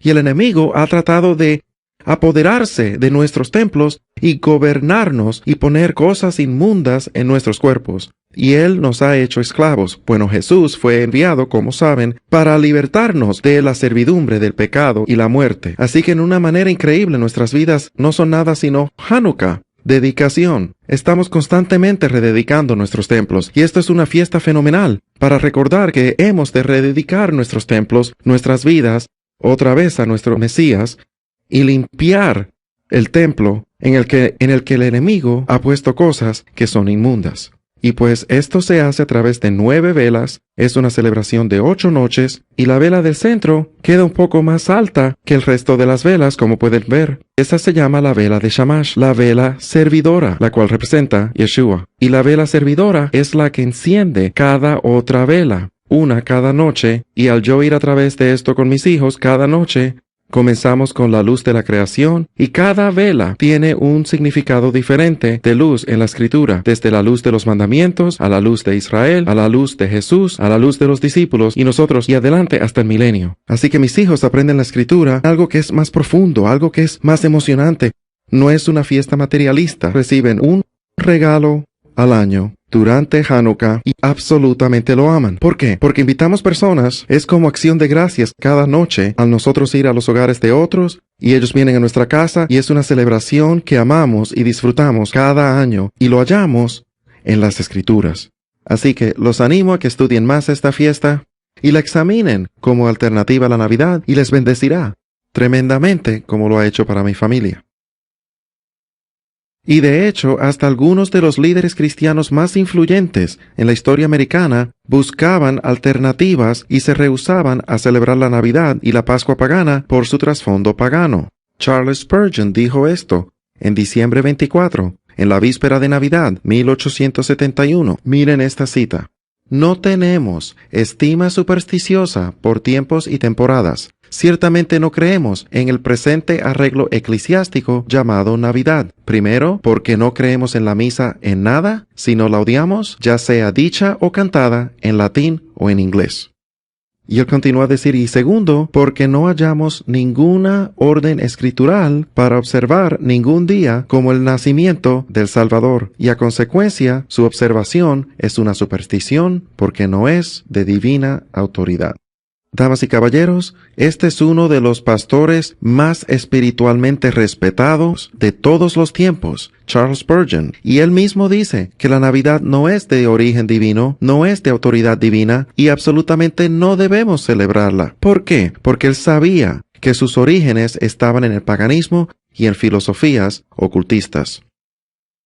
He aquí la historia y de dónde viene. Constantino, en el año 325 después de Cristo, él dice esto: es aparente que las iglesias de Siria y Mesopotamia, que son las iglesias orientales, continúan siguiendo la costumbre de los judíos. ¿Por qué? Porque era lo correcto para hacer. Ellos hacían lo que la Biblia decía hacer en cuanto a estas fiestas.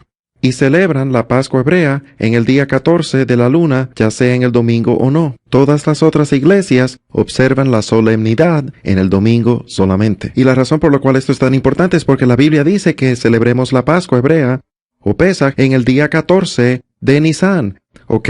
Que es el día 14 del primer mes del calendario hebreo. Así que todas las iglesias en el 325 después de Cristo, él dice que es aparente que las iglesias en el oriente, que están más cerca a Jerusalén, que están más cerca a los apóstoles y a los discípulos y a la verdad, ellos no se apartaron con lo romano y el cambio al compromiso romano de la adoración del Dios del Sol. Ellos continuaron a celebrar la resurrección de su Señor en el tiempo que era prescrito por los discípulos y Jesús mismo, el cual era el 14 de Nisan, Pascua hebrea. Mientras que las iglesias romanas comenzaron a guardarlo en el primer domingo después del equinoccio vernal, cual está conectado con el domingo de Ishtar.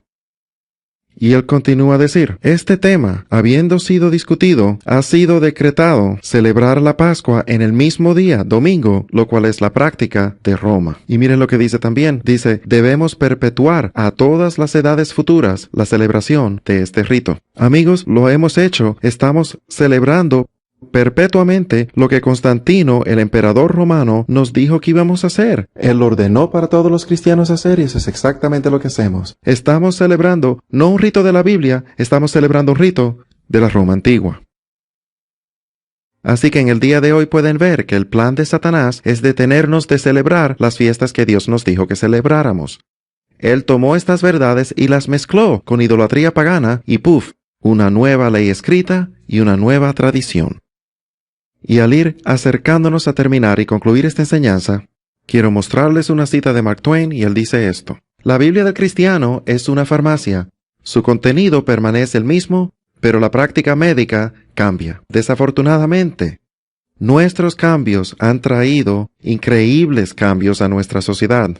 Es una lástima que 70% de los estudiantes universitarios que dicen ser cristianos antes de ingresar, para el fin de su primer año en la universidad, ellos denuncian el cristianismo y se convierten en ateos o agnósticos. Eso no debería ser. El Dios de la Biblia y lo que Él escribió es verdad y siempre es verdad, y funciona. Si hacemos cosas bíblicas de manera bíblica, obtenemos tremendos resultados porque el árbol de vida proviene de adentro de nosotros. Nos cambia de adentro hacia afuera y pone raíces profundas en su palabra. Quiero sugerirles que nuestras raíces, la mayoría de las raíces que tenemos en el cristianismo, son muy llanas y van a tradiciones y doctrinas de hombres. Es hora que comencemos a auditar las cosas que creemos. Si no estamos obteniendo los resultados que la Biblia dice que ocurren cuando le seguimos de la manera que Él ordenó que le siguiéramos, pues tenemos que mirar lo que hacemos y cambiar lo que hacemos sin importar cómo nos sentimos. Solo es la verdad de la Biblia la que nos cambia. Y cuando nos sometemos a esa verdad, comenzamos a ver milagros, relaciones sanadas y cosas fenómenas ocurren. De hecho, digamos que Hechos capítulo 2 se revelará en nuestras vidas otra vez, si solo hacemos lo que la Biblia dice que hagamos y dejamos de poner enfrente de nosotros lo que el hombre dice que es bíblico. Como dijo Jesús en Mateo capítulo 7, Él dice que pones al lado los mandamientos de Dios por las tradiciones de hombre y continúas haciendo muchas otras cosas así. Que no seamos hallados siendo como los fariseos antiguos, que pusieron al lado los mandamientos de Dios para nosotros hacer lo que queremos y sentirnos bien adorando a Dios de la manera que nosotros decidimos adorarle. Y terminaremos con esta cita que tuvimos anteriormente en el programa por John F. Kennedy. Me pareció tan buena la cita que decidí terminar con una de las citas con la que comenzamos y dice esto otra vez. El gran enemigo de la verdad es frecuentemente no la mentira deliberada, inventada y deshonesta, sino el mito, persistente, persuasivo y no realista. Son las no realistas y persistentes mentiras y fabricaciones de leyendas antiguas babilónicas y el paganismo y la adoración de dioses del sol que se han metido al cristianismo y han robado nuestra herencia, han robado el poder del nacimiento de nuestro Salvador y han robado el poder de su muerte, sepulto y resurrección, que pueden ser halladas en las fiestas Pascua hebrea, panes sin levadura, primeros frutos y Pentecostés. Nuestros hijos ni aprenden las fiestas de la Biblia porque le hemos alimentado tradiciones hechas por hombres. Nos debemos sorprender cuando ellos se alejan de Dios. No hay raíz que pueda ser hallada. Tenemos que regresar a la Biblia, damas y caballeros, regresar a las cosas que hallamos en la Escritura y sacar de nuestras casas los ídolos según su perspectiva, porque solo hay dos perspectivas en el universo. Hay nuestra perspectiva y hay la de Él. De nuestra perspectiva es como con el becerro de oro, 3000 años atrás, cuando los mandamientos fueron dados. Ellos crearon un becerro de oro porque perdieron su mediador entre Dios y el hombre. Pues ellos crearon el becerro de oro y comenzaron a adorar a Yahweh a través del becerro de oro. Y dice ahí en la Escritura, Aarón dice, mañana es una fiesta a Yahweh. Ellos, de su perspectiva, pensaban que adoraban a Dios, solo reemplazaron a Moisés. Pero la verdad es que de la perspectiva de Yahweh, Él dice, Moisés, tú tienes que regresar allá abajo porque este pueblo está adorando a otro Dios. Solo hay dos perspectivas. Y puede que seamos muy sinceros de corazón, pensando que estamos adorando al Dios de Abraham, Isaac y Jacob. Pero la verdad de la cuestión es que de su perspectiva, puede que no sea así. Porque lo único que importa en este universo, mis amigos, es hacer las cosas a su manera. Les animo a que tomen tiempo para revisar este mensaje otra vez, repasen este programa, revisen todas las fuentes, decidan por sí mismos cuánto de la verdad se puede comprometer antes de que deje de ser verdad. Yo les puedo contar de mi familia que al yo comenzar a practicar estas cosas, lo cual tomó mucho tiempo para mí entenderlo, y quitar la emoción del camino, y separarla de la verdad, y sacar mi carne del camino, y solo rendir mi vida, hacer cosas bíblicas de manera bíblica. Cuando yo comencé a hacer eso, mi vida comenzó a cambiar. Mis hijos comenzaron a ser más piadosos, mi matrimonio comenzó a ser más espiritual y más conectado. Todo alrededor de mí cambió. La revelación, la Biblia se avivó, una nueva jornada comenzó. Así que te animo a que tú, al continuar a través de tu jornada espiritual, pregúntale al Padre si hay alguna cosa en tu vida ahora mismo que necesita cambiar. Algunos de ustedes quizá ni conocen al Mesías. Les animo a que rindan sus vidas al Dios de Abraham, Isaac y Jacob, y a su Hijo, Jesús, el Cristo, Yeshua, HaMashiach, en hebreo. Gracias por tomar el tiempo para revisar este material, y oro que Dios te bendiga, guarde, resplandezca su rostro sobre ti al buscar la verdad. Y recuerden esto bien, la verdad solo puede hacer una cosa, y es hacerte libre. Gracias, soy James Staley para el Ministerio Pasión por Verdad. Shalom.